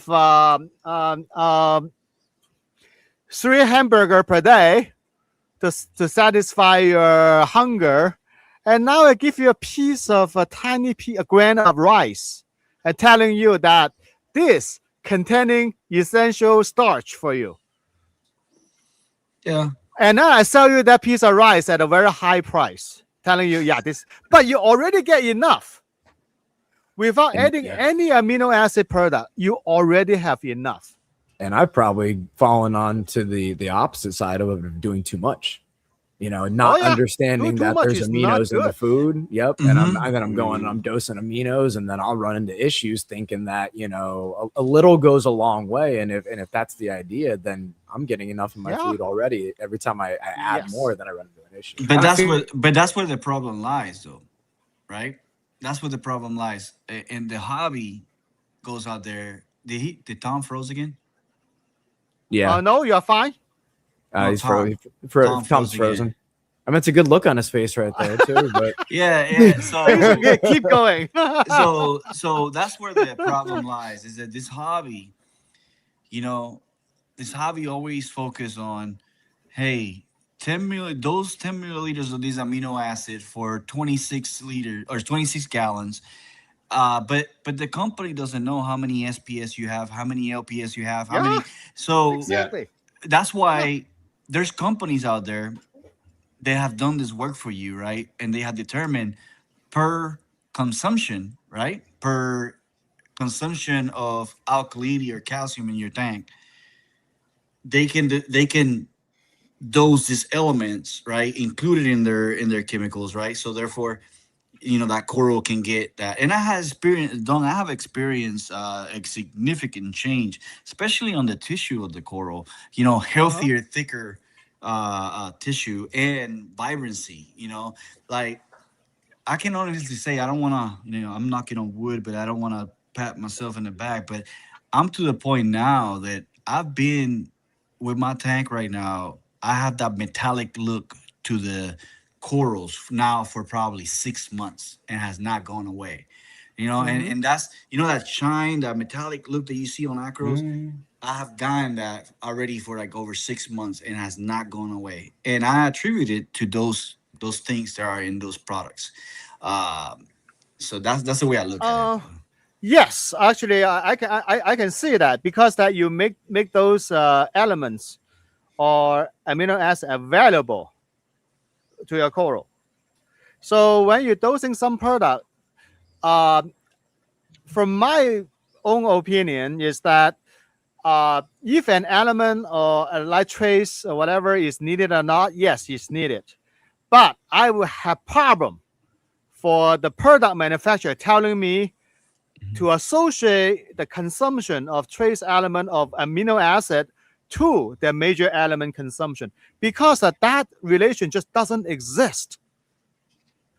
But when you use the product, then you do make those elements available to a coral, which benefits your coral.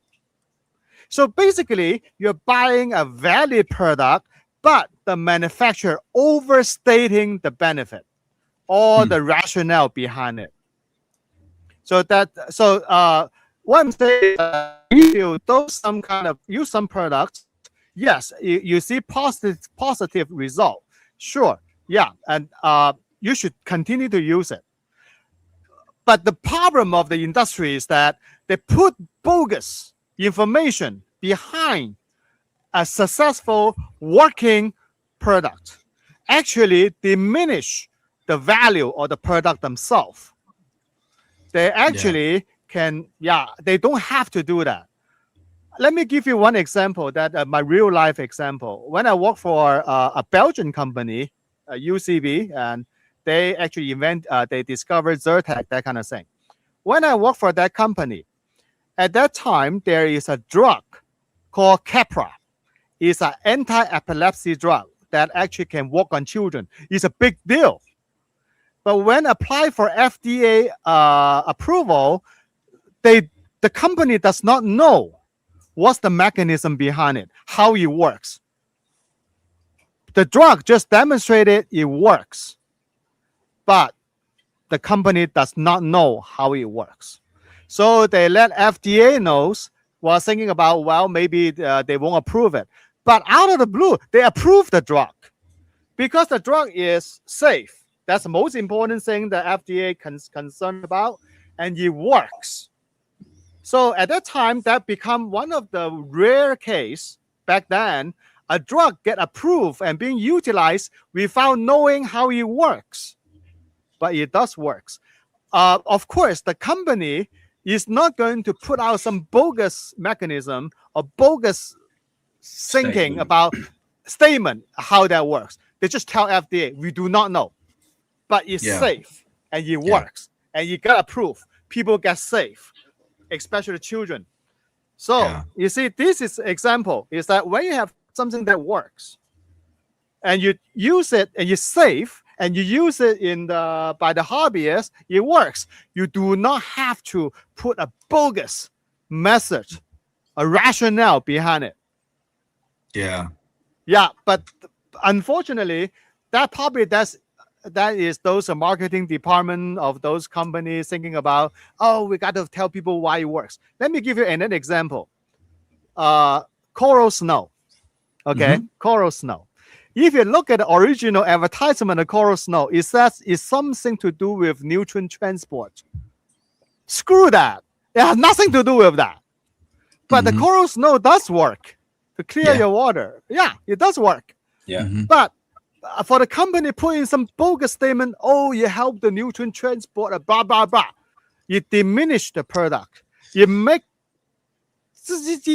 they don't have to do that. But probably if they don't put that there for regular hobbyists, probably it doesn't help the sales of the product. I don't know. Don't you think it's tied to it, right? They say for nutrient transport. I think what they mean with that, Dong, is that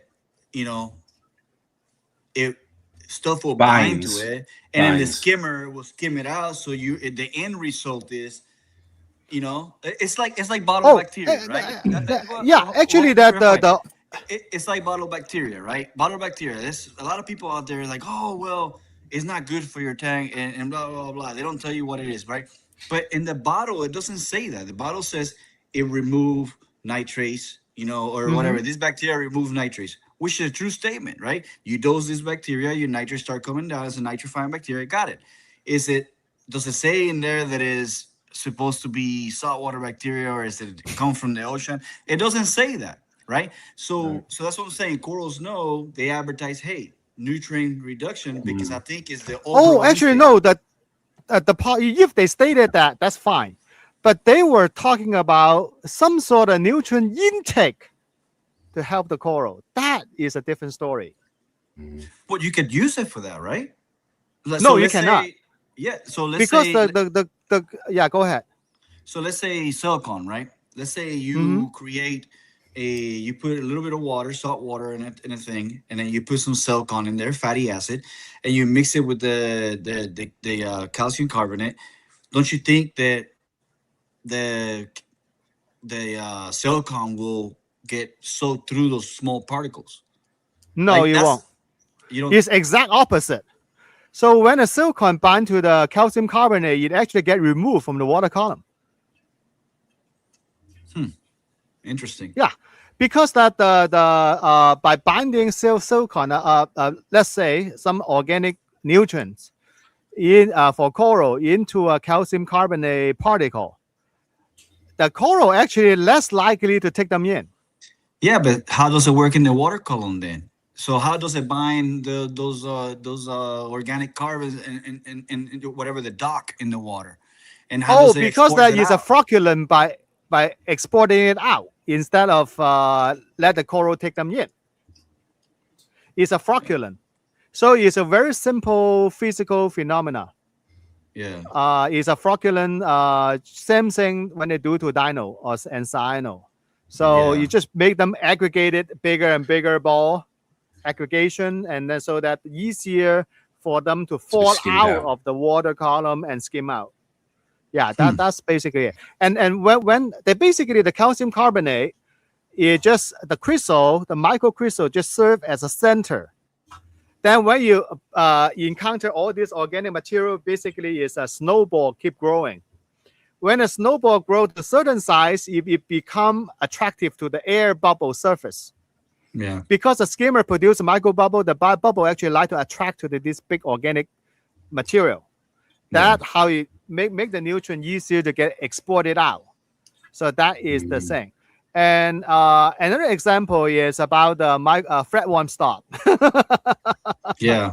Yeah. So you see that there's if anything that has some effect, but do not invent some bogus thing for the marketing purpose. It only makes the thing worse. Yeah. So that's what I'm saying. But if you find some product actually beneficial to your reef tank, just don't even look at their claim.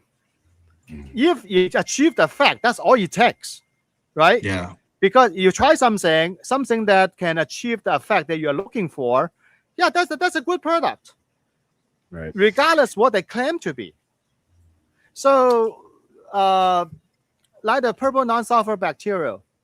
So the thing is that what I find is that yes, there's a literature evidence that's showing how they do this and that, but there's always a caveat, always a condition, always a location where they do this particular function, and those things may not even apply to our regular reef tank.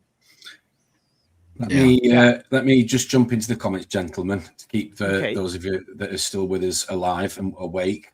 Bert FL saying, I had a cockroach die in my ATO. It was like 60 TDS by the time I noticed it. Oh, wow. RC A Man cockroach. 1223, yeah, a cockroach. My ICP has taught me a lot to me, but from what I see, my numbers look okay. Alk 8.4, Calc 440, Mag 40 and 80, Nitro 8.1, Phosphor 0.8. Yet some of my SPS look like crap. Go figure. How's your light? Yes. Exactly. Elaborate on what you mean by elaborate on what you mean by look like crap, though. See, man. And then let me give you one real life example. A friend, actually, there's a guy I know, actually, sort of a friend. So he keep buying all this expensive coral here. He like all this name coral, blah blah blah. And then you kept selling it in. I got to eat, right? No, the thing is, well, they're healthy. Okay. He keep those coral are growing and nice in his tank, but they doesn't look like what they look in my tank. So he said, oh, that it got brown out. And then one time he brought back some frags and all brown out and put it. That's what he said. Okay. Just simply put in my tank under my light. He said, whoa. The color just look like the rest. It turns out he just doesn't have a good light to let those colors show. Seriously. Yeah. Because what we see are the refraction of the color. If you do not have the certain spectrum, the input, it doesn't reflect certain spectrum back. Gotcha. Right. Yeah, that there's a graph saying that what spectrum of what wavelength a coral absorb, and then reflect it back at what color. Yeah, that's interesting. That's exactly. Point, so, for example, if you want to see a red color, you probably have. Well, if you want to see a blue color, you need certain wavelength of purple to go in there, see the blue. And when you lack of certain wavelength, even the coral still retaining its color, it does not reflect the blue color back to your eye. Just like 2 years ago, I went to a frag show, and at the end of the day, I look at a tank, and then there's a bunch of this acro there. They look gray under that light, gray. But the structure tells me they're Oregon torque. Yep. But the guy said, $25, take them all. They're gray, trash. I took them home, put it under my light. After dinner, I went back and looking into that, blue. Blue. It's all about the light. Yep. Yeah. Dong, you know what? That is one thing that I even with my friends, I get into argument with is that a lot of people are into this I guess they're misinterpret what lighting does to corals, right? Because they say, oh well, I color up my corals, with this. No, right? They say, oh well, because I used to buy corals from this guy, and he used to be named Harry's Frag. He was from Alabama, and he would show up to a frag swap, and it would be a little 20 long with a bunch of acros in it. It'd be like 5 acros for $100 or 6 acros for $100, and they were all lined up in rows. And he had this old T5 with 6,500 K bulbs, and everything looked brown. Yeah. But when you take them out and you put them in your tank, they were colorful, right? So a lot of these people are like, oh well, I run this light and this bulb and this thing, and I bring out the pinks, and my corals are pink. No. That coral is that color no matter what. And so look at the divers in the ocean, right? When they dive in the ocean, they got a blue flashlight. Why do you think they got a blue flashlight? They want to see shine the a blue color under yes. this kind of condition. They look brown. They look brown in the ocean, Yeah. but when they shine the light, they're colorful. So a lot of people cannot understand that till this day. I don't understand how. So it's as simple as moving a frag from a T5 lit tank to a LED lit tank. The color can be quite different. Yeah, you just under those couple minutes when you take them out and put them in, nothing has changed. All right, biologically, nothing has changed. The light is different. You see different color. I'm seeing the difference when I cut from my display tank downstairs, which is LED, my SPS tank downstairs, and I take to the garage, which is T5s. I see the difference normally in about 8 to 10 weeks. I see a clear difference. A clear difference. Oh, that actually, Tom, what you're talking about is another kind of difference. Is that the coral actually express different color, the fluorescent protein or the conformal protein under different conditions. For example, that there is an interesting thing in this hobby, and some vendors cook their coral SPS under tropic, the Giesman tropic T5 spectrum. Yeah. Then under that, the coral looks brownish crap. But when you take the same coral, put them in the blue tank, the color is brilliant. But then that brilliant color will fade away when the coral adjusts to the LED tank. Interesting. Right, let me just stay with the comments, gentlemen, because I'm conscious of time as well. Jatty's Reef's asking a question. Battle he's had. I have an isocanther in my frag tank and want to add it to my display. Has a ton of bristle worms in its porous skeleton base. Did a long dip, turkey basted it. Worms are still alive and inside it. He's wondering, if I can smooth out the base of the skeleton with a Dremel to remove hiding spots.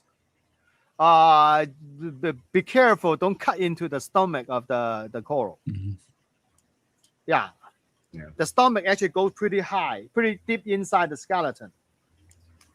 Sometimes you cut it, its bottom out. That's interesting. I would just put them in a very dilute iodine solution, because bristle worm does not like the iodine that much. They crawl out. Okay. And then you make a dilute iodine solution, but not enough to irritate the coral, but enough to irritate the worms. Let them crawl out. Or you can put in a flatworm exit. It actually works. So in that case, you put 1 drop per probably about 1 gallon. So it's a little bit dilute, less concentrated than the recommendation on the label. 1 drop per gallon, and you put your Acanso in there. Let it sit there for an hour. So either the worm will die or they crawl out. Most likely they crawl out. What about peroxide? Peroxide probably too dangerous to the fresh. Yeah, probably not mild enough. Peroxide is pretty harsh. Right, thank you very much for that. There you go. Jatty's Reef, Bristol Reef. Good evening, Lee. Hope you're good. A few more people talking amongst themselves. Any question here? From across the room, I thought I had a cyano outbreak under the rock work earlier till I got close and realised it was a hawkfish just chilling. I only have dinos when my nutrients bottom out. Silicates are used in pottery glazing during firing as a hardener. Battle.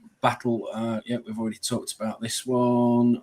Have I missed anybody? At the beginning of my first years, every time I did carbon dosing, I had dinos. There we go. Talked about that earlier. Regardless of my nitrates and phosphates. There we go. Coral Snow DIY. A few more people talking amongst themselves. Let's have a look. Well, one of the things I'm going to say, Battle, is going to be, me and Don talked about it before you two gentlemen joined us, is going to be algae, nuisance algae. I mean, obviously time here, but I mean, surely there is nobody in the comments or this panel that can't say they've not battled with an algae at some point over the years. I mean, any that spring to mind, gentlemen? Any that stand out? Yeah, what is it? Perhaps. Yep, exactly. Yep, that is the number one.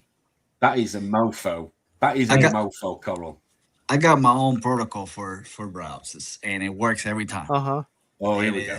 Okay. Overload the tank with blue leg hermits, man. I'm telling you. Okay. Yes. I had bryosis and I had a 25 lagoon, innovative marine, and that thing was covered in bryosis, bro. And this is a 25 lagoon, little small tank, and I put over 50 blue legs hermits in there. Bryosis was gone. Gone. Right. And I have used that with every tank I had. And it works amazing. It just you see, that's another thing, man. People in this hobby, they buy coral, they spend $100 on a coral, they spend $900 on a skimmer, they spend $700 on a, but then they don't buy a $1 hermit crab. You know what I mean? Like, it's like, come on, man. That's one of the most important things. In my opinion, snails, hermit crabs, all those little critters to me are the most important things, when it comes to keeping that stuff at bay, because like tangs, right? Tangs won't eat it when it's grown, right? If people say, they get a tang, well, it won't do anything. No. You have to bring it down, because the tangs are good at eating all the spores, all the films in the rock, when the algae's tiny, right? So they'll keep it at bay. But the hermit crabs, they go to town when that stuff is big, and grown. So I don't think people understand I tell people that all the time when they're like, oh, what do I need? I'm like, slam it with hermit crabs. And I don't think they understand when you say slam it with hermit crabs like you do. That's almost like double the amount of gallons that you'll get for the hermit crab. So if you got a 50-gallon tank, it's 100 crabs in there. So yeah. It was the legs though that just got me. Just gonna be dreaming about that, huh, Tom? I just want the sticker, mate. That's all I'm saying. It's in here. Okay. Right, we're going to answer one more. I'm conscious time. We passed it to Omar. AOI Kumar. Thanks, AOI. It'll be good. My recent battle is keeping torches. Well, the past 2 years, added torches 3 times. Every time they died after 6 to 9 months. If they're wild, 6 to 9 months is approximately what you get. We call them the 6 months rental. Yes. Oh, really? Oh, okay. Yeah. You buy aquaculture. Yeah. Makes a difference. Also, the conditions, right? If you, I've seen videos, right, of torches, right? Torch fields, right? And if you notice, there's actually a video on YouTube. I'll see if I can send it to you guys, where it's like this massive field of torches. And if you look at them, they're all like in that video, they were all in a deep area, like the rockscape, like the reef was going down into almost like a canyon. Like a canyon, and they were all in there, right? And one thing I noticed, that the flow on them in that video, they were all elevated. They were elevated. None of them were hanging. None of them were doing this crazy stuff that we like to do, and make them flop all over the place. They were just floating, like just sitting like this, floating. Yeah. It was not. Do you think they're getting more of an undercurrent from underneath, or just not getting too much flow at all? I think so, but like I said, I'm not a torch guy. I hate those things, but that's what I look at. I see people with torches, and the first thing they do is, man, they're making because they like all that movement. So Yeah. maybe it's a float thing. You know, like I saw Fig on Instagram. He used to have a beautiful 50-gallon torch tank. Amazing, you know. And if you notice, his tank was always, the torches were kind of just gliding in it. It was not crazy flow. So I mean, I will say, just like, let's say for instance, torches in my grow out system, I got a little sump that's my outgoing sump underneath, and I noticed that. So it goes from my first sump to my second sump. My second sump is my outgoing, and I got 4 big bulkheads, so the water flows back through. And I noticed that if the torches are too close to the bulkheads, it's too much constant flow, and it'll actually erode the flesh. So I got to move the torches further back away from that constant flow. And it's not hard flow either. It's just, it's just normal, normal flow going through the sump, and it will absolutely erode the flesh and kill a torch. I find they prefer more random flow than anything, personally. Yes, random. My own Yeah. experience. The more random, the better. Anybody can answer that one? Hermits eat calliope? I'm assuming that's the spelling. Tangs. Yeah, tangs. Tangs eat calliope. But it depends. Okay. Right, Dong, you're ready to bow out shortly. Very quickly then. Thank you ever so much, those of you that have tuned in. Thank you very much, gentlemen. We passed the 2-hour mark. Don't forget, to those of you that are going to be tuning in next week, hopefully with a chance to win one of the prizes up for grabs, you do need to download this app in time for next Friday's giveaway. We have an A3 Pro Apex system, courtesy of Exodus, and a couple of other giveaways from them. Tel's giving a US winner a box of corals from the Pootan gang themselves. Yep. And Dong's going to be giving out a Dong signed Jeff Bezos voucher, I believe, for Amazon. Thank you very much to those of you that have tuned in around the world. We do appreciate the support. If you haven't already done so, please do give the like and a subscribe. It really does mean a lot. And we will see you all next Friday for the quiz. Have an amazing weekend, whatever you get up to. See you all soon. Bye-bye. Hey, everybody. Steve from Exodus. So we were contacted by the Reefers Network to see if we would donate a prize for all of you guys that follow and tune in every single week. When they said it was going to be Friday the 28th of August, which is a bank holiday, my initial thought was, well, nobody's going to want to watch because they're all going to be out partying. So what we decided to do was maybe go a little bit overboard, and we gave a Neptune Systems A3 Pro system. For anybody that doesn't know what this is essentially the brains for your entire reef tank. This is the security, it's the insurance. It is pretty much whatever you want it to be and whatever you want it to do, within reason, you can program it to do. So make sure that on the 28th of August, which is the Friday bank holiday weekend, you go and you join in. Let's have some fun. There's a quiz, and one of you guys is going to take home the A3 Pro. And also, we are going to donate another 2 additional prizes. However, you will have to stay tuned to find out what they are. So don't forget, put it in your diary. Friday, 28th of August, the Reefers Network, 8 o'clock.